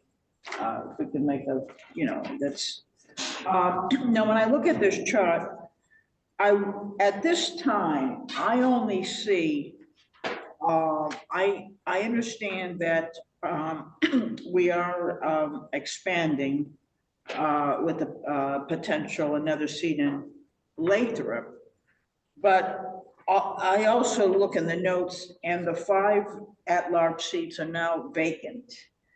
Alternate seats. 5, excuse me, the 5 alternate seats are vacant. And I would like to keep the members here that are, participating in, if possible, intact. We all, I guess the South County would go down to 2 seats, but those seats are, you have 1 seat there that's not filled, correct? So there's no impact there. So where would the impact be? If we kept the at-large, if we kept the composition as it is now, we have the 5 vacant alternate seats. So where is the impact? There's no real impact now from what I can see. There might be a future impact, but there's no real impact in terms of having to move people from what I see here. Joe? Yeah, please. Yeah. Oh, yeah. Total discussion. Okay. I think you can make the argument that there's impact and representation, because if nothing were to change, then you would feel that seat would have been filled by someone from that region. So it's true that we're kind of dodging a bullet here, and that there's no one currently sitting in that seat that we have to say to those members, we have to draw straws and one of you is going to be gone. So we're luckily just by chance, we're avoiding that. So can you be specific about what that is referring to, please? That seat, you're talking about the South County. So the South County region has 3 seats. One of those members has voluntarily said, I'm no longer going to be, they resigned their seat. So that makes our dilemma a lot more straightforward, in that the 2 people who are currently representing that region, they can stay there. We don't have to decide who of those 3 to say goodbye to. But what it will mean, though, is that going forward, there won't be a 3rd seat. So the South County region loses that representation. And you could argue that there are 3 cities that are represented there. Which of those cities is now losing that seat? Does that make sense? If it's Newark, Union City, and Fremont, and then again, we aren't, the members of this body aren't appointed by city. So they both could be from Fremont, or they both could be from Newark, but one could make the argument that the Southern region is losing representation because it's going from 3 seats to 2. And that could happen, that could continue to happen depending on the side. If we continue to welcome new communities and jurisdictions, this could continue to happen, and it might affect Oakland next time. Or it could affect Southern region again, and then now they're down to 1, so that's why there's the dilemma. Okay, so let me go a step further. So the Lathrop seat, when would that have to be filled? And what would be the impact on this chart in terms of Lathrop? Yeah, thanks to the diligent research by staff, it looks like Lathrop is small enough of a jurisdiction that it won't create the same dilemma, because Lathrop's roughly the size of load size about Emeryville, so it's a smaller city, not like Stockton, which is a much larger city. So when we do the calculation, the arithmetic that goes into the percentages of the JPA voting shares vote section, it doesn't look like the ripple from Lathrop is going to have the same effect as Stockton. But if that could change if other jurisdictions join in the future. So what I interpret, while there might be some need for potential revisions in the future, not specifying what those revisions might look like, there's no urgent need at this point, since somebody voluntarily, left the South County seat. We avoid the awkward conversation of having to tell someone they have to leave. Whether it's urgent or not depends on how you view the representation. And also, staff is concerned, as far as urgency goes for making a decision, is that we need to go through the process potentially of appointing new members, maybe to the alternate seats, maybe to that South County seat, or depending on what the board decides to do, larger than that. And we want to make sure that we do robust outreach to notify the communities that there are these seats available, that they need to apply. Then we need to convene each regional group of board members to make their initial appointments, and then it has to go to the board for a full appointment. So this is, months-long processes, and that extension was for 6 months. It ends at the end of the year, as everyone's term ends at the end of the year. So that's why we're not trying to rush this through, but we have a sense of urgency in terms of timing so that this body can convene in January. I mean, we could just extend it until seats were filled. The board could choose to do that. We just need more discussion like we mentioned earlier. I had a stack of comments, but Ernie and then Jim. Seeing this for the first time tonight, I don't have any strong opinions about this, except for clarification. So if Lathrop joins and we stay, if we go by jurisdiction, there'd going to be 17 seat CAC. That's 16 jurisdictions now. So I mean, for the board. For if Lathrop joins, the city gets a representation on the board because it's by jurisdiction. But since this body is by region, it doesn't apply the same way. And it sounds like there wouldn't be more shifting of the seats if Lathrop joins, as there has been, will be with Stockton. I may have misunderstood a fundamental point in this conversation. Sorry, it's been a long day. I thought we were discussing how the CAC would be. We were talking about that. Yes. We are. Okay. When a new jurisdiction joins, they don't necessarily get a seat on this body because it's done regionally. So it affects the allocation of seats regionally. No, I understand. As currently, we're doing it regional, but I thought the discussion was whether or not we're going to keep the regional model, or whether we're going to change to a jurisdictional or an all-at-large format. I thought that's what the discussion was. So there's also here committee recommendations, and they're saying that they recommend keeping it as the regional structure. Yeah, and that was also what the individual conversations, which I was previously calling ad hoc conversations, but the individual conversations, that was what came out of them too, was they generally said that they supported maintaining the regional structure, but then people had opinions about the at-large seats because they were of the view that the at-large seats disrupt the balance that was struck with the regional seats. Because Oakland is allocated more seats because Oakland is in the North region is more populated and has a larger load. But then they felt like, Oakland gets another seat with the at-large seats, and that some folks felt like that wasn't fair, or that wasn't what was the intent of the regional structure. Okay, so last comment. So yeah, I thought this was more of a discussion of the different models and feedback of what we CAC believed about recommending for the 3 different models. I don't have a strong opinion, honestly. I think the key point is, and obviously the key thing we built into the JPA when we built it was the chair sits on the board and reports back. That won't change. And then also, to Jessica's point, I think a strength has been, we started this off making sure there was a wide diversity of community members in here. So it doesn't end up being all business or even all labor or all EJ or whatever. So I don't know which of these models will ensure retaining that. I don't know if there is a difference, but I just want to reiterate, I just want to back up what Jessica was saying about the diversity of the CAC. Yeah, and we discussed this with Chair Eldred as well. And as far as staff is concerned, if there are like demographic or other types of seats to kind of bake into the structure of this body, then staff needs to receive that from the board. we don't think we're in the position to be able to kind of decide what those should be, or even like propose necessarily what those should be. You know, it's even a little bit weird to propose certain structures because we don't want to limit people's thoughts to just those 3 structures, but that's what's out there and exists. So we want to have a frame of reference.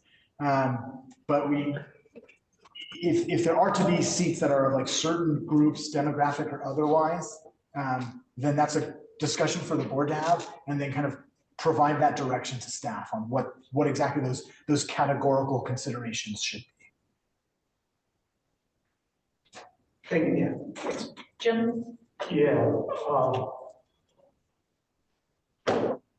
Is there a reason we're not expanding the CAC, but we are expanding the board? Yeah, because the CAC, the current structure is a fixed number of seats that are distributed. Maybe I should reword it.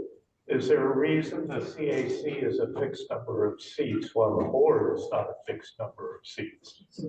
To do it regionally in a way that was thought to be equitable, it was mirroring the structure of the voting shares vote in the JPA. Okay. The voting shares, what they got to vote by week sort of thing. Right, by the approximate combined load of in those regions. Otherwise, how would we decide which region gets the new seat? Okay. Since it's not by jurisdiction, it doesn't mirror the board. With the board, it's easy. A new jurisdiction joins and that jurisdiction gets a seat. So that's a more voting weight for challenge decisions. Exactly. It could be applied to the CAC too. Could be. Another, and I want to bring up the question that both Jessica and Ernie alluded to, and I don't have a solution, but that's how you want the CAC to be a body that the board and the staff can hear things that they might not otherwise hear, hear the concerns from the community, from the constituents that they might not otherwise hear. Thinking of how Russia's going right now, sort of the extreme case of what the risk might be. Not saying that that's anything like that's happening here, but just structurally, how do you make sure you get the voices on? An option that could be included is to have either a board seat or some number of board seats, or if not board seats, CAC seats, directly elected, not appointed. Directly elected? Yeah. That's really interesting, Jim. Tell me more about that. I just was thinking about it right now, but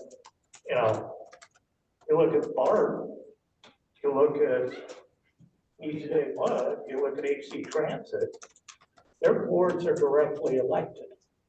They're not appointed by regional cities, they're members of the JPAs. Wait, I don't think that those are necessarily JPAs.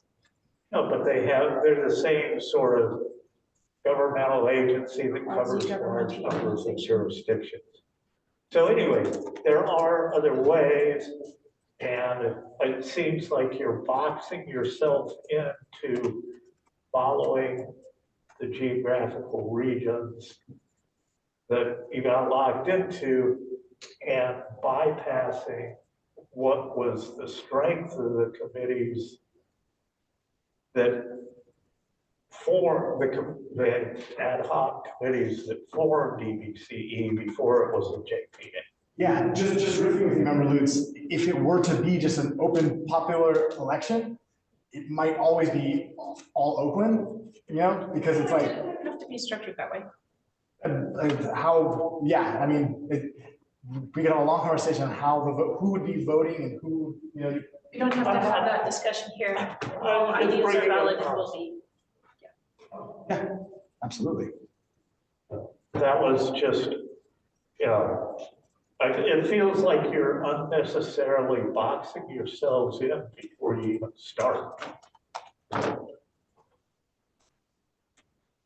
So, and, you know, sort of as a legacy, you have a diversity of opinions on the CAC, but that's the legacy from when, I mean, you three were active in ABCE before there was an ABCE.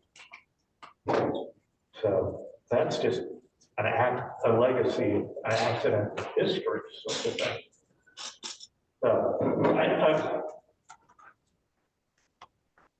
I don't think I have any more to say. I just wanted to open up the discussion. Keep it from getting lost down. All right. Okay, so do y'all, Member Lou, do you have some ideas? Yeah, question and a comment. So a question, the vote share, is that based on the population or based on the power usage? The latter. It's based on the approximate combined load. Okay, I see. And I can tell that this is probably the least change which we can make to accommodate a new big area. And it seems to me we are keeping the philosophy of, I was not involved, but it seems to keeping the philosophy trying to get representative from each region. So to me, it seems at least the change keeping the same philosophy, and it seems percentage-wise, mathematically, it works. And so I don't have any opinion, and I think it looks good to me. Yeah. Okay, I'm gonna jump in on some stuff. I see you on stack. I'm gonna jump in on some stuff here. So, Clerk, Adrian, can you tell us how many of our current members started out as subs?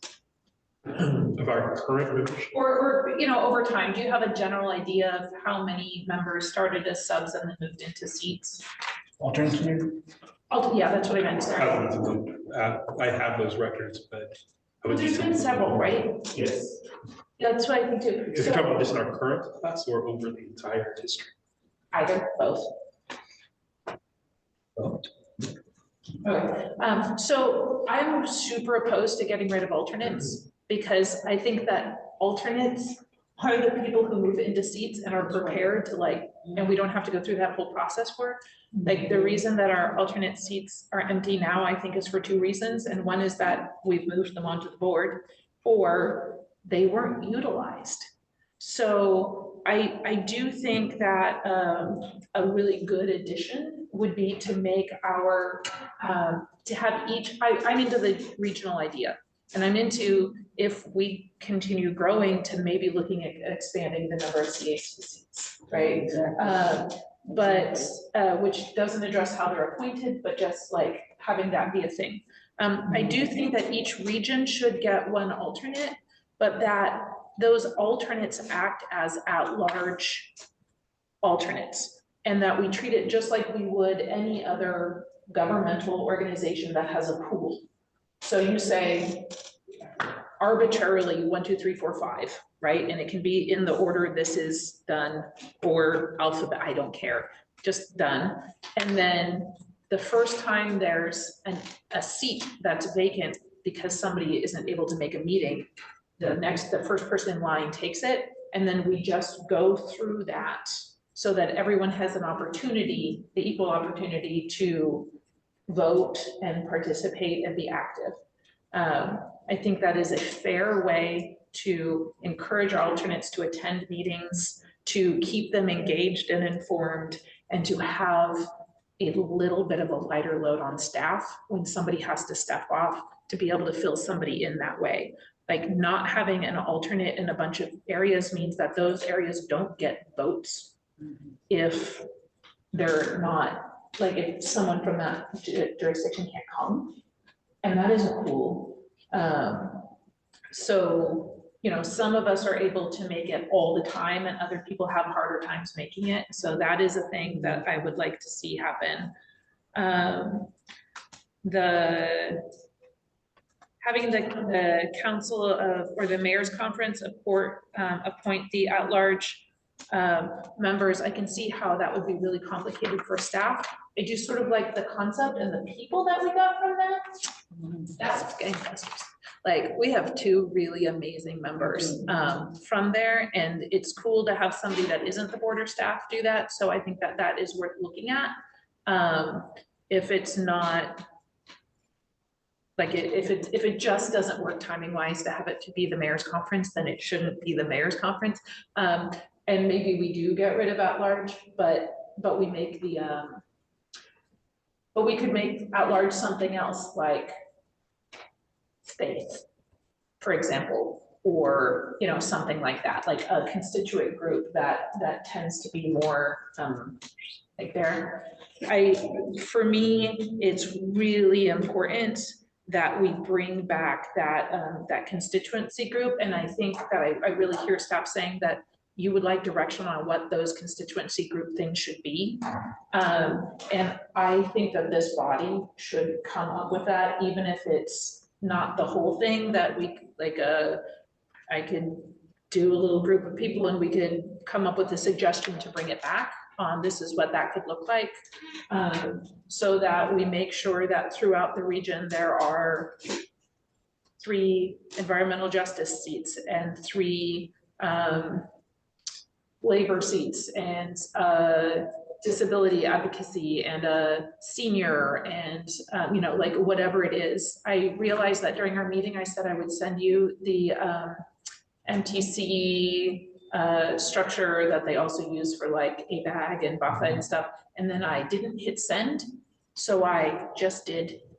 So I just sent that to you and Kate, sorry about that. So that, you know, they have the way that that body does it is they say each of the jurisdictions gets an environmental seat, a senior representative, a disability advocate, you know, that kind of thing. So we could find an adaptation to make sure that business and technical expertise and all those things are incorporated. Like, there's a way to do that, and I feel like that this group is pretty creative and is willing to put in the time to make those recommendations. I have not yet talked to somebody who was like, I don't, you know, yeah, I think that we could do that. I'm gonna try, and because it's 8:02, I'm gonna try and make a recommendation for us, and then we can move into Annie's items. Does that work? Folks okay with that? All right, so I would say that I haven't heard major objection to the regional recommendation from staff and the board ad hoc committee. The comments that I heard is that the board wasn't necessarily sure that each jurisdiction could find someone they wanted to be there, and we may end up with a really unbalanced makeup. If that happened, we would have geographic diversity, but might lose a lot of the rest of the diversity. So I'm not opposed to the regional thing. That we consider expansion of CAC seats if the body keeps growing. Yep. But at the moment, I think we're fine. I'll include about wanting the CAC to help the board hear concerns and ideas of the community that the board may not otherwise hear. Looking at directing the CAC to come up with recommendations of what those proposed constituent groups would look like and how they should be spread out, as well as coming up with ideas or examples of other types of ways to get people onto the board, and to not get rid of the alternates, but rather have them become like at-large alternates with each region getting one alternate, but us going through them like a pool, like a rotational. That's at least some structure for staff to work with, and gives us maybe the time to have the discussion on some of the key points that we care about. without necessarily delaying moving forward. So we can still get Stockton and all that kind of stuff worked out. We can have the internal discussions that we need to. We can come up with that outreach list to make sure we're getting applicants from all these different pools. Ernie, was your hand up first? Quick comment. So yeah, I'm cool with everything that you said. On the alter, this is diagonal. On the alternates, there has been a lack of engagement with the alternates, and that's part of the reason that they disappear, because they're not, they don't really get a chance to participate.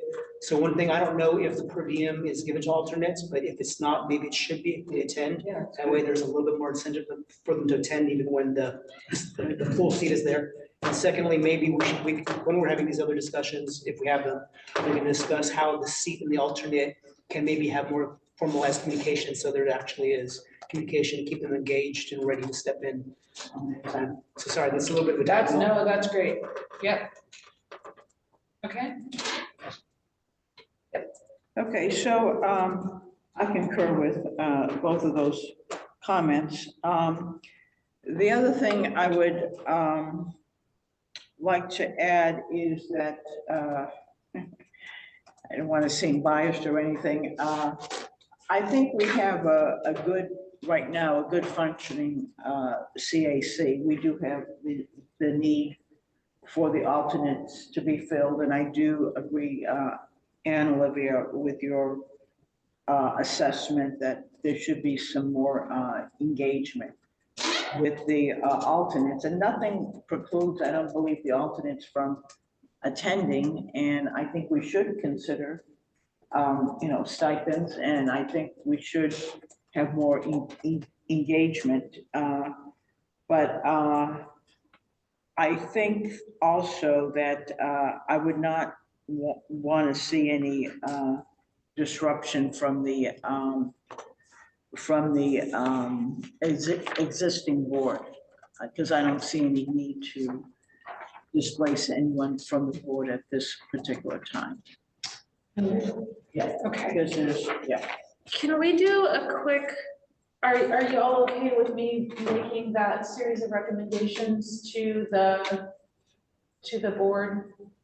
Yeah, I'm okay with that. I think this is addressed the issue of getting a bigger area and alternative seat members is a known issue for quite well, and we can use this opportunity to give them information, our concerns on the engagement of the alternate members. And it's not they don't want to participate. We didn't encourage them to participate.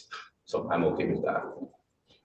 Awesome, thank you. So for the folks online, Member Lakshman, I believe you're back. Member Souza, are y'all okay with what I just summarized? Oh, Member Carr, are you okay with what I just summarized there? Sounds fair to me. Okay. Yes. Excellent.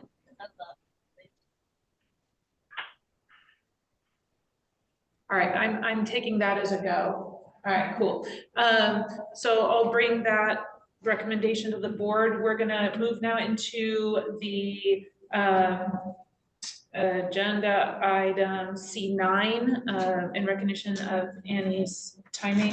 An update on brand. This is a short item where some things will, and it's already 8:08, so we're gonna do our best to just rip through this or move things to future agendas. So do you guys want to stay and talk about the brand update? We should. Yeah, all right, go for it. Okay, I was also just going to say, because this, at least I am at home, I know there are other staff members in the room who have items to discuss, so I can keep my item where it is. Okay, then the update on, thank you, Annie, for C7, update on planning for net billing tariff. This was something that the board chair wanted some feedback on, because net energy metering is a big deal, and we wanted the ability to at least bring it up and let folks know what's happening. We're going to be keeping things real brief because of the time, but it needs to be heard, and if we can get some initial feedback, and then we bring it to Wednesday. So is is Kelly presenting that? Yes, and I can jump in really quick, or we can do Lathrop since Alex is there in the room to discuss Lathrop. Up to you, Alex. Oh, thanks, Kelly. No, please proceed. Thank you. Okay, all right, we'll make this really quick. So there was an item that was presented back in, hi, sorry. All casual here, just talking to my colleague. So hi, I'm Kelly Brezovac, Director of Account Services, here to present a brief item as on the successor to the net billing tariff, excuse me, on the net billing tariff as a successor to the net energy metering 2.0 tariff. Let's jump to the next slide. We'll jump through these really quick. Actually, you know what? Let's go down a couple of slides. You can click to the next one and the next one. Let's just talk here real quick. So this is the third iteration of what we all sort of know as how solar customers are billed, right? We typically think of this as the tariff or the rules that dictate how we bill those with rooftop solar. So the first iteration was NEM 1.0. Those customers installed their systems between 96 and 2017. Then NEM 2.0, which just ended for new interconnection agreements written by mid-April of 2023. And now if you were to go and purchase a PV system for your rooftop today, you would be billed on this net billing tariff. That's what NBT stands for. Let's go to the next slide. And the CPUC goals here varied a little bit with time, right? You know, this all started back in 1996 with really just let's proliferate rooftop solar and try and get solar on roofs. Then in NEM 2.0, CPUC realized that the compensation needed to be more closely aligned. So we weren't paying customers out the same rate all of the time, but rather more mimicking the actual cost of energy at those various points in time. If we go to the next slide, you'll see sort of as a result of the NEM 1.0 and NEM 2.0, I think everyone in the room has probably seen this the duck curve. You can see we have a lot of energy on the system in the middle of the day, particularly, you know, between sort of March and May, and then have that high need for new resources later in the evening. So if you go to the next slide, so net billing tariff is continuing to refine that compensation based on the actual net benefits to the grid, and is supposed to continue to allow some growth of self-generation. So we go to the next slide. So this is an overview. You've heard some of this back in December of 2022. At that point, the CPUC hadn't yet approved the final version of this tariff. And so what you see here is actually what's happening now. So just highlighting the three differences among these different tariffs.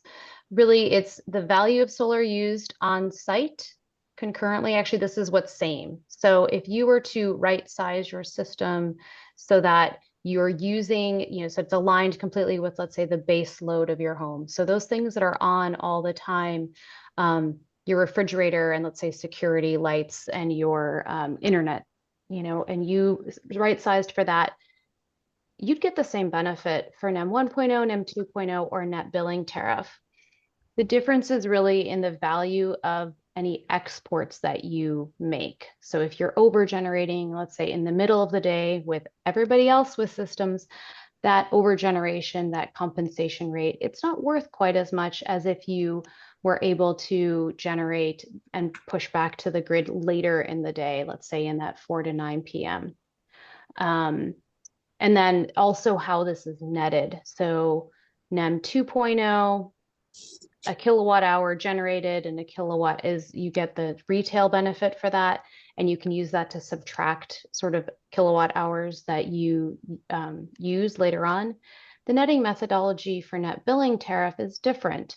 You're paid for the energy that you generate, and then you also pay for energy that you use. So the netting, there isn't a netting of kilowatt hour for kilowatt hour. So if we go to the next slide. Can I get a quick clarification on this slide? Are you saying that under this netting methodology, solar that I produce on my roof, I sell to the grid at a certain rate, but I have to buy back at retail rate? No, if you are selling energy, if you're pushing energy back onto the grid, that means you're not using it for yourself. Yeah, so yes, you sell that at a specific rate and you purchase energy at the retail rate. But that specific rate that I'm selling it to is less than the amount that I buy it back at. Yes. Depending on the time of day, generally, yes. And if you are able to over generate later in the evening, your during specific months, your rate might actually be higher, but generally, yes, it's lower.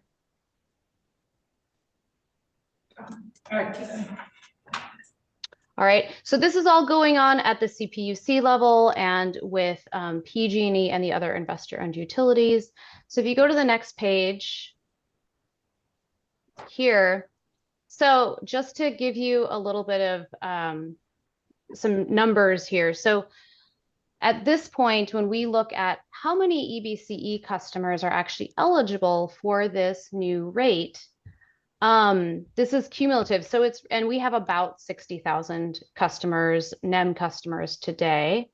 So it's really not until you get over 10 years out from now, really, till you get to 2037, that half of those customers who have benefited from 20 years on NEM 1 or 2, that they become eligible for this rate.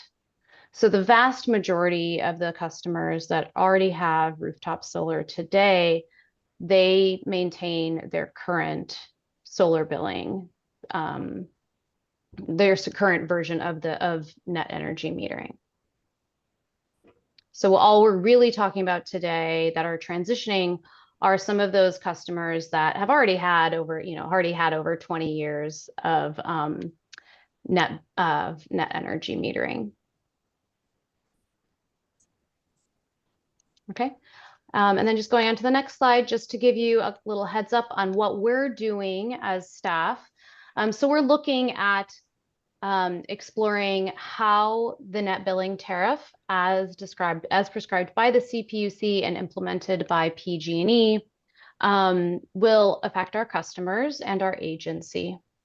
We're looking into things like how can net billing tariff create value for our solar customers as well as all of our other customers? How can we continue to support our low-income customers? And this new tariff is really written to encourage battery storage, which we know helps with overall grid stability as well as individual resiliency. So how can we also encourage battery storage and help make battery storage a more easy to adopt? What can we do to encourage that? So we'll be returning to the board and imagine to the CAC in the coming months to discuss our actual successor plan. Today, this was just a quick review on what the next iteration of a self-generation tariff would look like. Out of curiosity, how much solar are we, as you put it, overproducing in the middle of the day? Oh, there's a lot of variables to that question. How much? Yeah, that's a big question. I might ask you to think about exactly what you're asking in order for me to help get you at an answer. Well, we're once again voting on putting a giant battery on a gas peaker plant in a different county. And if that giant battery that we're gonna pay for was, say, put here, especially with the construction mandates that we have on low-income affordable housing units and churches and farms and things like that, like, it seems like this new process would discourage consumer adoption of solar panels. And if we had a way to capture them, we might be able to maintain incentives for the solar on individual customers, including multifamily farms, municipal structures, and it just seems like this is going to be real bad for the people we're trying to incentivize for, and the really cool work EBCE is doing with virtual power plants. Like if we put more of that battery there, that we might be able to do something to fight this really negative change that's happening at the PUC. Yep. Thanks. So I'm curious what the numbers are, like how much we've lost, and you might not have them right now, but how much we've lost? Like what is our curtailment rate? What is our curtailment projections? If we're we've seen the duck curve, if we're overproducing in the middle of the day, how much of that power could we be putting in batteries that we're not currently? Do you mean if each of those customers that has rooftop solar had a battery in their home? Yeah, or well, not necessarily. Or a battery or up the street. Yeah, a battery up the street or anything else in the service territory. Like if we could capture that. I'll take a note of that question. Try and come up with a clearer question. Mickey? Sorry, on meeting. Yeah, this net metering too was bad enough, and now we're having NEM. And I know that EBCE is not coming up with this. They will benefit from it immensely. I'm just looking at the incentive. You were talking about how is this going to benefit our customers. I have a lot of solar, but again, I also have 3 electric cars in my family. So I need to have a lot of electricity. The incentive is $500, which barely offsets anything as far as a battery. I'd like to see a good projection of what the difference will be, as far as a very simple projection. Take it as a sample or as a average or anything you would like to build it upon, but something that can tell us as solar, and I have solar, what will my net loss be? And why should I accept that as a consumer? I understand batteries are the way, maybe they're pushing us towards batteries, but this is, certainly not a way to incent somebody to go with renewables. So that's just my comment. I'd like to see a little bit more information on how this is going to impact our customers and me. And I'd like to also see that a little bit more incentive perhaps for the battery options are given by EBCE versus, say, buying more electric cars. Thank you. Great, thanks so much for that.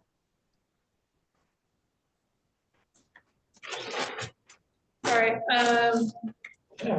let's see, are there public, I got carried away, I did it wrong. Are there any members of the public with their hand raised, or have we received any written correspondence on this topic? We do have one member of the public with hand raised, and we have not received any public comment for this one. Let's go to that online member first. Audrey Ichinose, you are recognized for 3 minutes. Hold on just 1 second.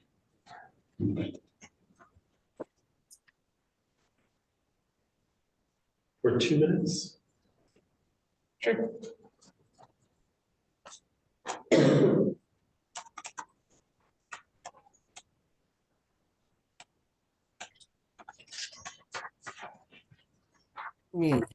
Thank you. I don't know if, I'm sure that there's a much more elegant way and efficient way of posing this question. But it's EBCE or staff's sort of approach to designing this new tariff system supposed to be fiscally neutral for EBCE. And so that you're essentially looking for a way to pass through the edict from PG&E's, or not PG&E, sorry, the CPUC's proposed NEM policy, new NEM policy. I'd like to see whether EBCE has any desire or intention to make the policy more beneficial to all of its customers, including low income, of course. But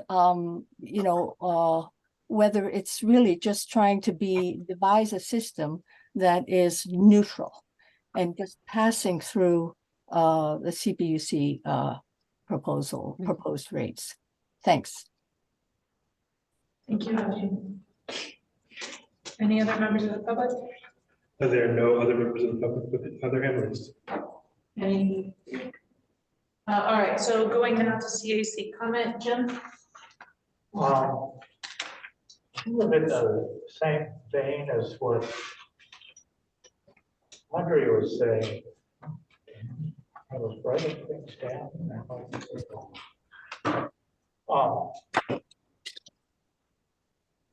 It seems, is there any reason EBCE has to follow CPUC regulations on this? Can EBCE design its own tariff? And one reason for asking that is doing net metering is limiting the amount of solar and renewable energy EBCE will get from its members.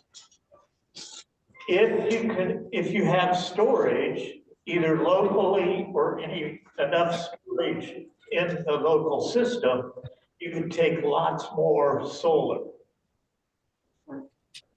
So it seems like doing net metering is, limiting what we can do if we had enough storage on the system.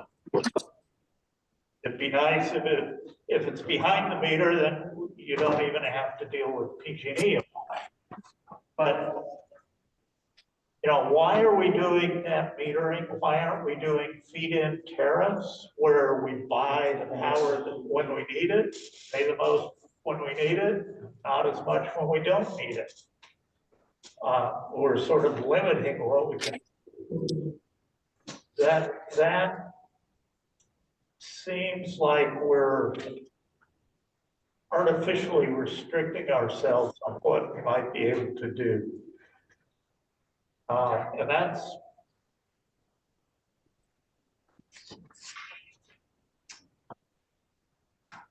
Yeah, I don't want to cut you off, but it sounded like maybe you finished. I was trying to look back. Oh, okay. Go ahead. Go ahead.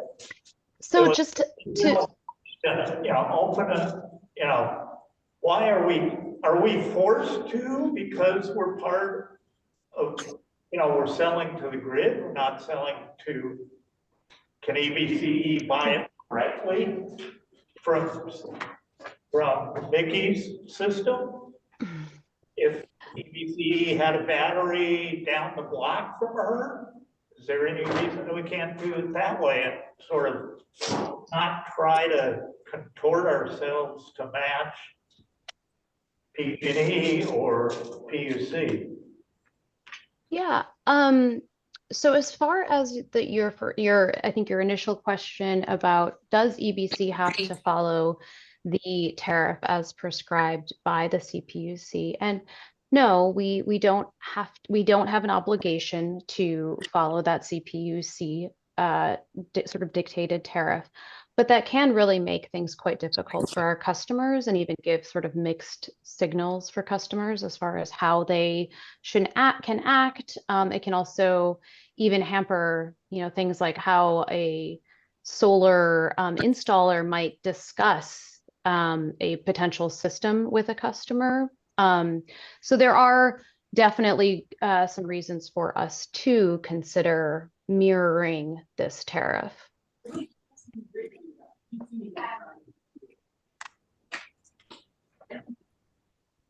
On top of, I'll just add one of the other things that I think was brought up, your idea of buying energy at the price that it is, that it's at. That is actually what this tariff is doing. You had sort of a feed-in tariff concept where the rate varies based on the, sort of the benefit of energy, and that is sort of one of the underlying premises of this particular tariff. And has EBCE considered the other benefits to helping support customers putting in batteries, not just to have the extra power, but the resource adequacy benefits, the congestion reduction benefits at different points? And has EBCE considered how to value those so that there's, the benefits are accurately counted of placing batteries strategically instead of off at Fresno, for example? So that's a good question. I'll point out that this item, we have a team at EBCE working on this particular item, and some of the folks that were contributed to this board item are in our virtual power plant and resiliency areas. So yes, we are going to be looking at, and have been looking into that item as well. Okay, and I assume they're trying to include the batteries of electric vehicles as a storage resource for EBCE to tap into. I'll be back at another time to talk about vehicle to grid with you, but not at this time. The other way around, grid to vehicle. Yes, that's a two-way, yeah. Vehicle to grid, but maybe not to grid, but to EBCE instead of CAISO. The grid is all interconnected. Right, but EBCE can pay a different price than CAISO can. It doesn't have to pay it by CAISO's price. If there's a benefit for us buying, the adders that we add for local production, we could add to local storage. Yeah, thanks. I should stop. Will you send me a little write-up? Damn it, you're gonna make me shut up. All right, I'm doing time. I think I misunderstood part of this because the reading on this makes it not entirely match with what I heard. So I look forward to getting more information. The 2 points that were brought up there are really good. Are there more questions on this? Yes, just one quick question. Yeah, Kelly, I understand that you are looking into it and exploring the options. As of right now, do you see any options, viable options, other than mirroring NBT? We're looking at various options. Is there any promising options which you think it could be better than mirroring? I'm not ready to talk about that quite yet. Thanks for asking. Okay, thanks. Thank you so much, Kelly. I really do appreciate it, and I'll try again to wrap my head around it. All right, we're gonna go to Lathrop, and it's 8:30. So actually, do we want to do Lathrop and the brand update, or do we want to not? How do people feel about saying it is late? I want to hear about the brand update at. We Lathrop really quickly. Do Lathrop really quickly. Yeah. Go for it. Lathrop, the city of Lathrop, its city council voted unanimously to join EBCE. They've done everything that they need to do, pass a resolution, pass their ordinance, signed the JPA agreement. Everything was done on time and with enthusiasm. So now it's coming before our board for discussion, consideration, and potential approval. If the city joins, the anticipated enrollment would occur in January of 2025, along with Stockton. The city, for those who don't know, is located more or less between Tracy and Stockton in San Joaquin County. It's a small city, as I mentioned earlier, but it's one of the fastest growing cities in the state, if not the country. And it's got an outsized load for its size because there are a lot of like warehouses and things of that sort. It's a big hub, just like Stockton and Tracy are, for that matter. It's a big hub for agriculture and commerce and shipping and that sort of thing. It's a young city. It was incorporated in 1989. It's part of the jurisdiction is served by a small municipal utility district. So those customers would not be eligible for EBCE service, although that's mostly residential customers. The city's low demographics, like I said, are like Emeryville. They have the percentage of large commercial and industrial accounts is substantially higher than it is on average for EBCE jurisdictions. Those are mainly the defining features of the city. Any questions about that? Or about like if they're proceeding? So no residential. No, they're residential. There's some that are not serviced by the municipal. Yeah, the municipal utility district is just in one housing development. Got it. And the rest of like the presentation and the discussion sometimes with the board is about the process of these things. So if there are questions about that I kind of glossed over, so I'm not going to answer questions about that. So all that wear space would be great solar roof potential. Well, yeah, it depends how old the roof is. It depends what direction the roof is facing. It depends if there's shade over the roof, but yeah, I get your point. And they probably have space for a fair amount of batteries in the parking lot too. Some probably. And it's also transportation corridor, so EV charging is really important. Yeah, and people probably commute to those buildings, so they're there when the sun's, their car's there when there's sun shining on the roof. Yeah, and air quality is an issue. So again, transitioning the transportation electrification is fundamental for environmental justice reasons and that sort of thing. All right. Any public comment on this item? Oh,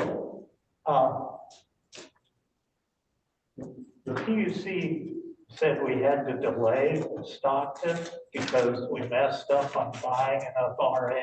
We didn't mess up. But anyway, they got upset about EBC. Need some retroactive requirements. Right. Does any of that apply to Lathrop? Didn't they come back and say that that wasn't right, that they shouldn't have done that? Who's they? The CPC. Not aware of it, All right, maybe it's just a suit or something. Keep going, second. right now, as far as RA cycles, resource adequacy goes, we haven't EBCE has not been, we've changed our RA requirements and we're in full compliance with RA. Okay. Great. Any public comment? There are no hands raised for both of them. Nothing written received? Nothing written received. Anyone here? All right, any further board discussion? Love this. All right, Annie. 8:39. This is pragmatic. All right. Specifically. All right. Can everyone hear me okay? Yep. Good evening, everyone. Annie Henderson, Vice President of Marketing and Account Services. This is a follow-along item to a lot of the very in-depth work we did with members of the CAC as well as the board and ad hoc committees to identify an appropriate new name and eventually get that approved by the board so that we, starting at the end of next month, will present to the public as Ava Community Energy. So to go along with that, we have done work on our visual identity. We did not do as much sort of ad hoc committee meeting, public involvement in the graphic design, because really sort of the core of what we were trying to do in the brand reposition was presented along with the new name. But we did check in with our ad hoc committees, sharing some of the, kind of fundamental critical cornerstone visual assets and asking for any red flags, just making sure we didn't inadvertently incorporate something that could be deemed off-putting to any members of our community. That is, of course, a difficult thing. We worked with a professional consultancy. We, of course, have Teresa McDermott on staff. She is our head of brand with decades of expertise in this area. And our consultant did do, sort of cultural sensitivity testing of the name and also of the visual identity. And we really tried to anchor that visual identity in the things that we heard in the feedback when we were moving forward with presenting the potential new name. So things like, we don't want this to be seen as, a person, specifically sort of a feminine identifying person, because it is a, kind of typical woman's name. So we selected a color palette that was very gender neutral, sort of across the board. And we, didn't sort of incorporate personification into the logo. If we can go to the next page, Adrienne, I'm just sort of riffing here. Okay, so here what you see is our brand mark. So above Ava is sort of our icon. And this is representative of the convergence of our communities towards a brighter future. So it does have sort of, I believe, a solidity that you want, sort of a groundedness from something as critical as electricity service. This has now become sort of a fundamental need for each of us in our lives, but still being welcoming and inclusive.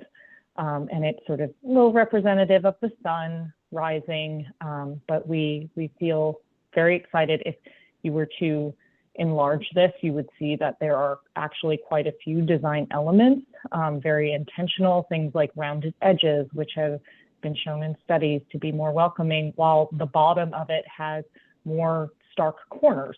So creating that foundation, that's something that is trustworthy. And then stacked, of course, with the full name, Ava Community Energy. We have our color palette here. It's a little kind of hard to see on the screen, but there is this, it's an off-white, and the sort of size of these bars is representative of the distribution of these colors and the use in our various materials. We'll use all the colors, but the black and the yellow are really for highlights. The background color will be this off-white. This is a website mock-up down at the bottom. Yes, that is like Bernal Heights in San Francisco. That is a placeholder. That is not something that we would ever have on our website. It was just a mock-up done by the designer to show how we would apply the new sort of brand aesthetic to our existing website. And then if you could go to the next page, please, Adrienne. What we wanted to also share with you and the board is a bit of a high-level timeline. We do have our Power Content Label mailer coming out. I think it goes to the print house the first week of October. And then we'll be going into mailboxes and inboxes shortly thereafter. And that will be in the East Bay Community Energy branding, but with one panel. It is the same format that we've used the last 2 years. So I think there's 6 panels. One panel will be a sort of coming soon teaser about East Bay Community Energy is becoming Ava Community Energy and explaining some of this brand reposition.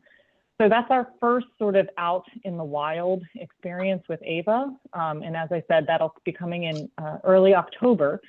And then what we're referring to as a soft launch, but really it is a major lift because it is essentially everything except paid advertising and sort of proactive public relations. So it is our website reskin. It is changing our email addresses to it's avaenergy.org. Our call center scripts and our IVR, which is the recorded, like automated process that customers can use, will say Ava Community Energy, formerly East Bay Community Energy. There will be that tie-in. We're not just going to drop people into this. We're going to link it to those who have known us as EBCE. And then what you'll be seeing in board meetings and in other public-facing materials will be under the Ava branding. And we are working, actually, Kate and Alex are leading this effort with what we call our Muni Pals. So it's that group that we meet with on a monthly basis and have regular contact with, that is the staff of all of our municipal partners. And we'll be providing them with essentially full digital kits of social media content, newsletter content, information for their websites should they choose to put it there, and so forth. And then the main launch will not take place until January. So we want to go past sort of those winter holidays and then, start the new year with Ava. Again, we're going to have a lot of this transitional messaging, I'd say, for at least the next 6 to 12 months. Ava Community Energy, formerly East Bay Community Energy, powering Alameda County to the valley and the valley. A lot of that transitional language to connect the two, and then in about a year's time, we'll just sit solidly on the Ava brand. I think I've said everything here. I will say in October, we anticipate bringing a formal Joint Powers Authority amendment to the board. That would formally change our name. We have looked into what Central Coast Community Energy as well as Marin Clean Energy did. They both amended their JPAs. And I just wanted to share with this group, since many of you were here since before the inception, this is largely it all toggles back to what do our banks need? What does the independent system operator need in order for us to transact the very fundamental business that we're in, which is energy services? So we will be doing a formal name JPA amendment, but none of the members need to go back and redo their ordinances. Nobody needs to re-sign the JPA. It's just sort of forward looking at that point, and that would be coming in October. We will also be bringing there's an October Marketing, Regulatory, and Legislative Subcommittee, and Teresa will be providing a little bit more detail on what that soft launch plan is, and maybe a bit about what we're thinking for the larger campaigns that would start in the new calendar year. And with that, I will pause and turn it back to the chair. Thank you, Annie. Do we have any members of the public with their hands raised, or have we received any written correspondence on this item? No hands raised and no written comment has been received. Do we have any members of the public who would like to speak? Say something really quick. So some organizers at the local Clean Energy Alliance had a brilliant idea. They really liked the idea of calling it AVA, Community Energy. And I think they got that from Alameda Valley.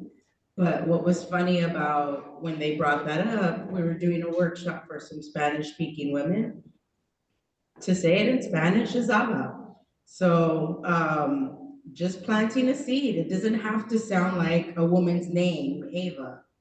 We could just be pronouncing it differently. Just thought I'd share that feedback. Thank you.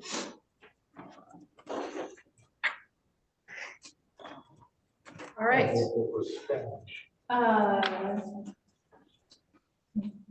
Are there, so seeing no further members of the public, are there any questions or comments from the CAC? I'm supporting the AVA concept. That's interesting.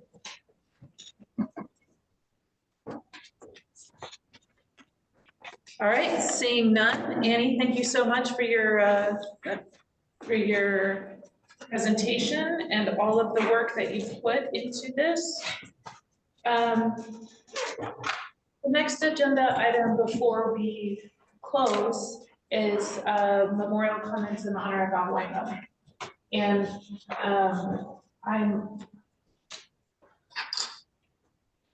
Jessica, do you want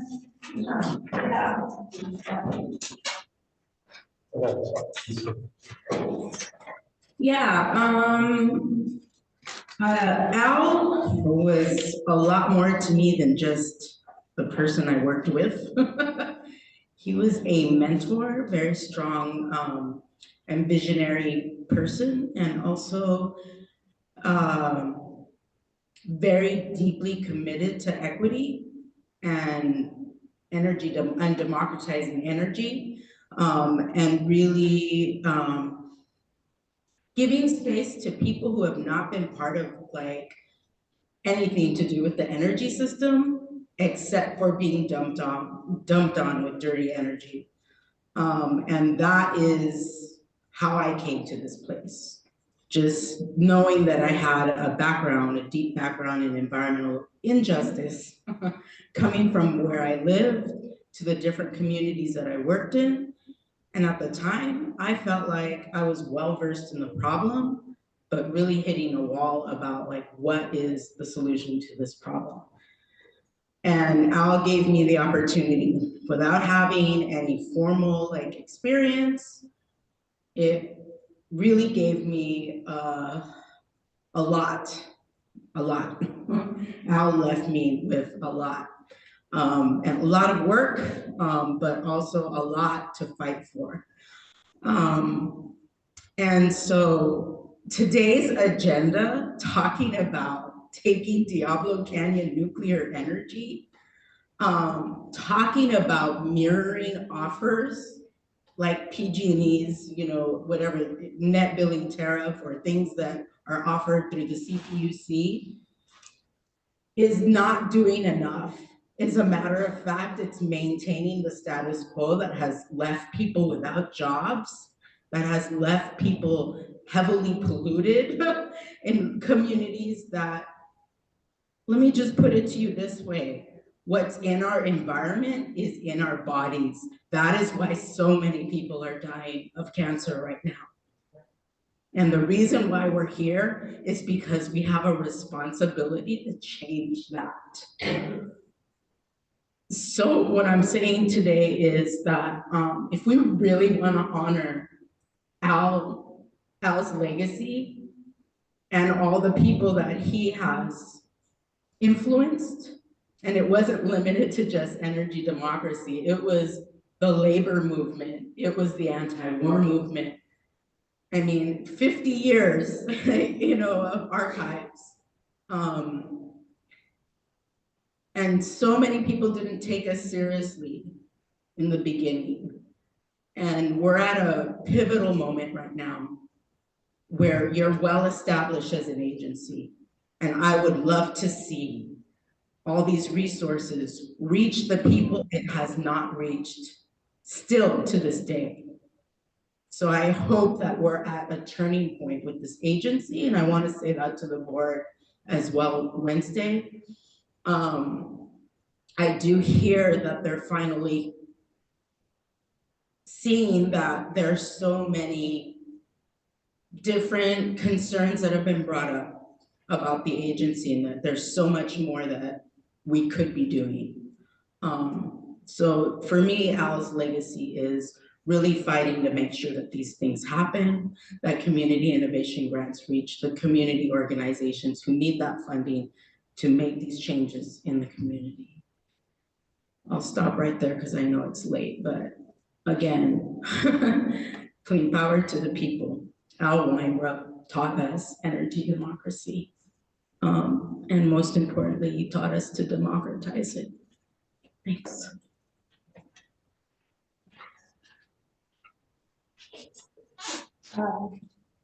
So members of the, I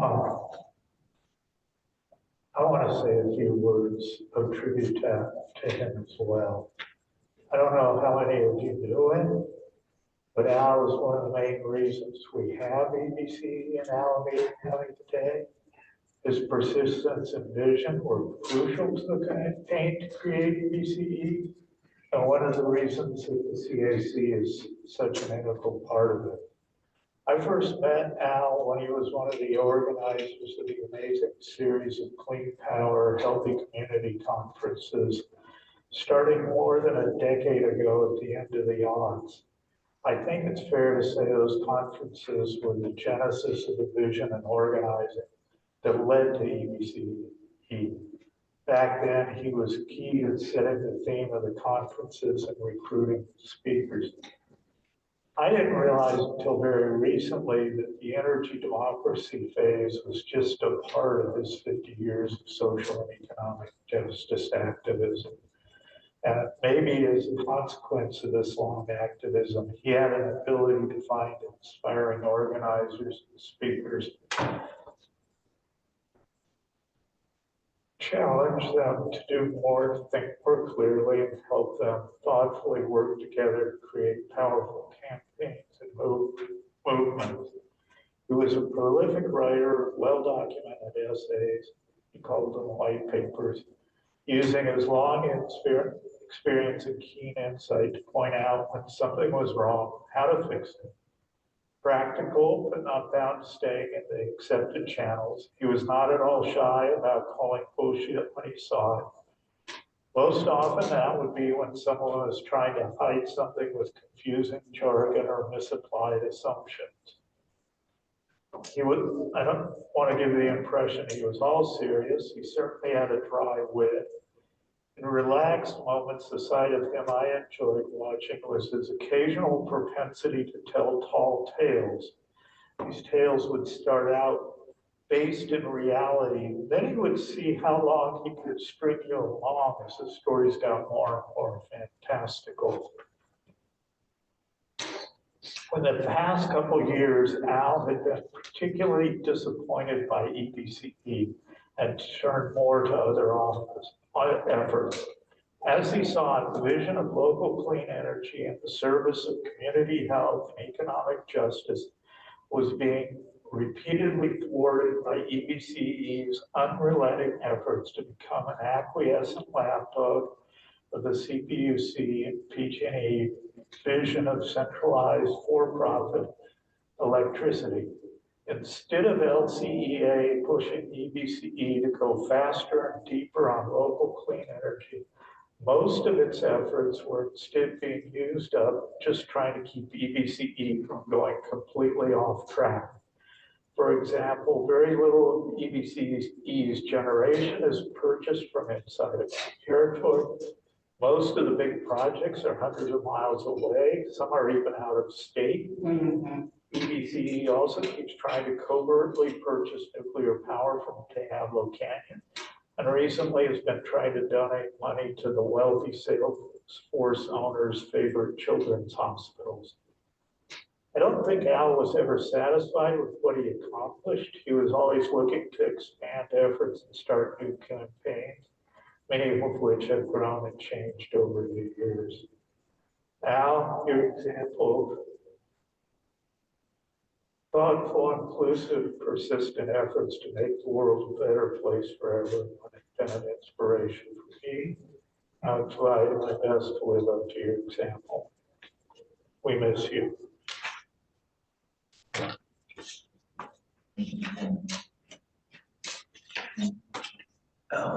Thank you to Jessica and Jim for that. I don't think quite so well, but yes, I would like to acknowledge Al.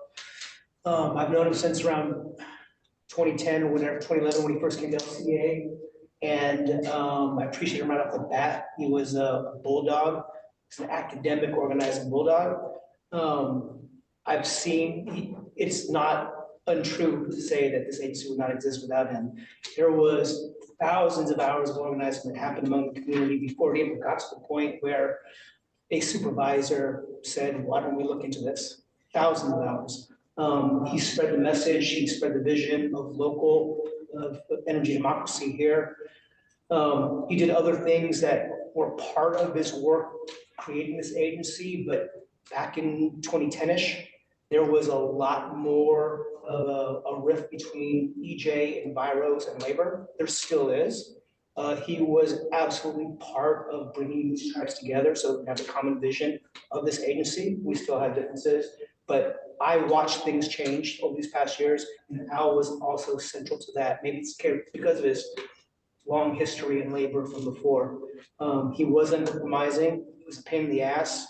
There were times when I would be getting tired and I would start to lean into giving into certain policies or the way that things were going when it came to the formation of this agency or how this agency is operating.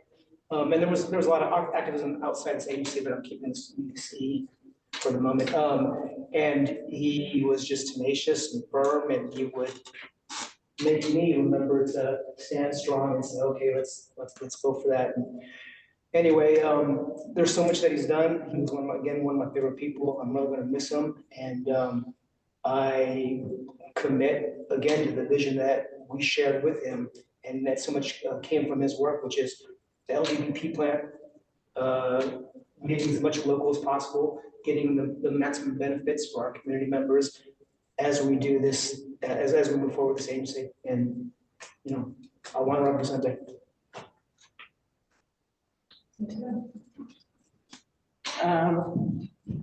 I'd like to say that Al is a visionary, and as everyone here has said, he, you know, helped the formation of the community choice in this county.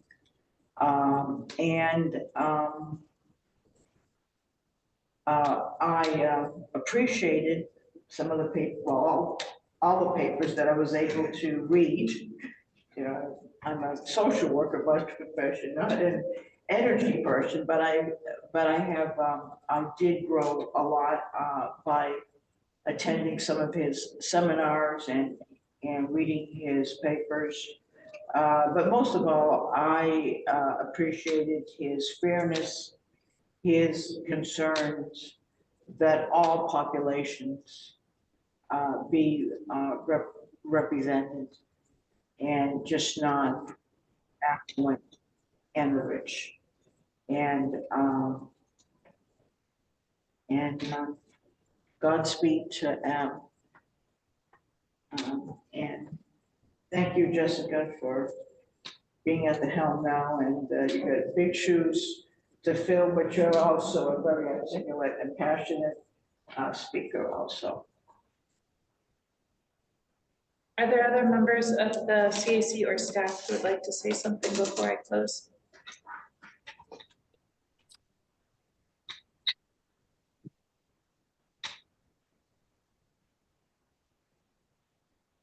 I can't. Okay.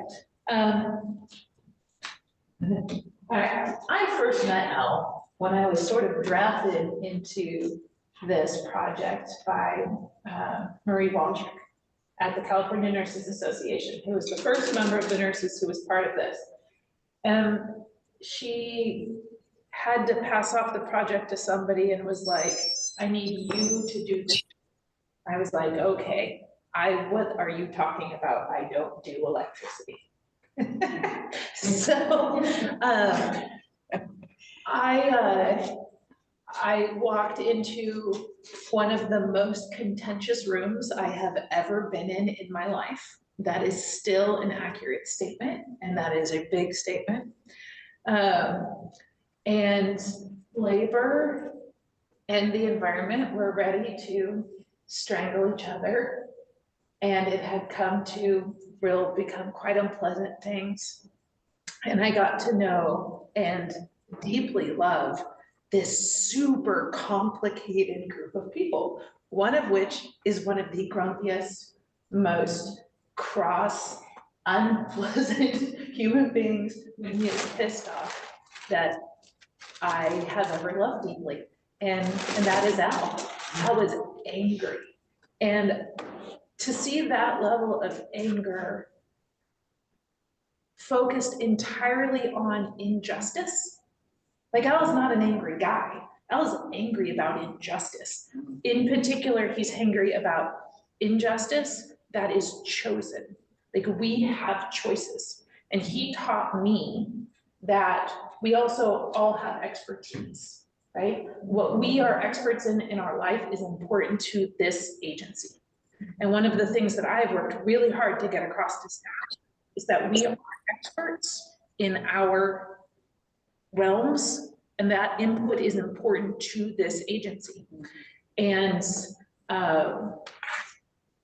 that there are choices that we make, systematic choices that we don't have to keep making to perpetuate the injustices that are carried on historically by this industry, just because that's the way it's always been done. Lots of really bad things have always been done. And until we change them, we continue to do them, and that makes us culpable.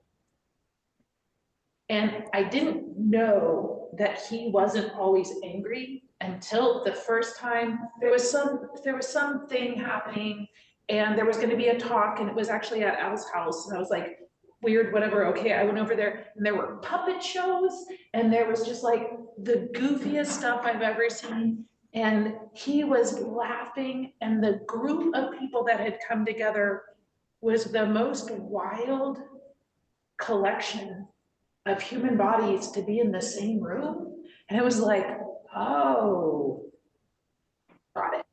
And he would just keep unfolding more and more things that he did. When I learned about his social justice work in the wars, in the US involvement in wars, in particular with labor in Latin America, I was just like, wait, what? And this whole new world of him opened up. And he repeated things just before his death. Read the local development business plan. Read it, just read it. If you haven't read it recently, reread it. If you haven't read it ever, read it. There was a whole lot that we put into this thing that is important to this agency. He taught us to never stop holding people accountable, even if they don't like it, especially if they don't like it, even if that means they don't like you, and that's okay. And he taught us to be creative and fearless and unrelenting in our pursuit of justice. And that, unless we have that as a component, we won't ever win, ever. Like, it isn't winning if we die. It isn't winning if we continue to actively harm those who are less powerful. Mm-hmm. And it isn't winning if we succeed ourselves at the cost of everybody else. And that is something that carries into all of my work. He also taught me not afraid to be unlikable, and I'm real grateful to him for that, because I like me a lot better now for knowing him. So Jessica, you and all of those people that he brought together, you're lucky to get to work with him as close as you did. And you will have an army backing you up as you continue fighting. And we all benefit when you bring things forward. So thank you. We don't get quite adjourned yet. I'm going to once again encourage folks to donate to the Al Weinreb Justice Papers. And I'm really happy that they got accepted to UMass Amherst before he died. And because that is a massive honor and a tribute to this giant being in our community. So I'm so sorry for your loss. All right, is there anything that, things that we haven't covered tonight that members or staff would like to announce? Or items to place on future agendas that we haven't covered? Okay, seeing none, I'll remind you that the memorial service is the 23rd at 1 p.m. at Chapel of the Chimes, and that this is something that can be attended online, and we will adjourn tonight in honor of Wine Run. The next Community Advisory Committee meeting will be held on Monday, October 16th, 2023 at 6 p.m. Same power to people.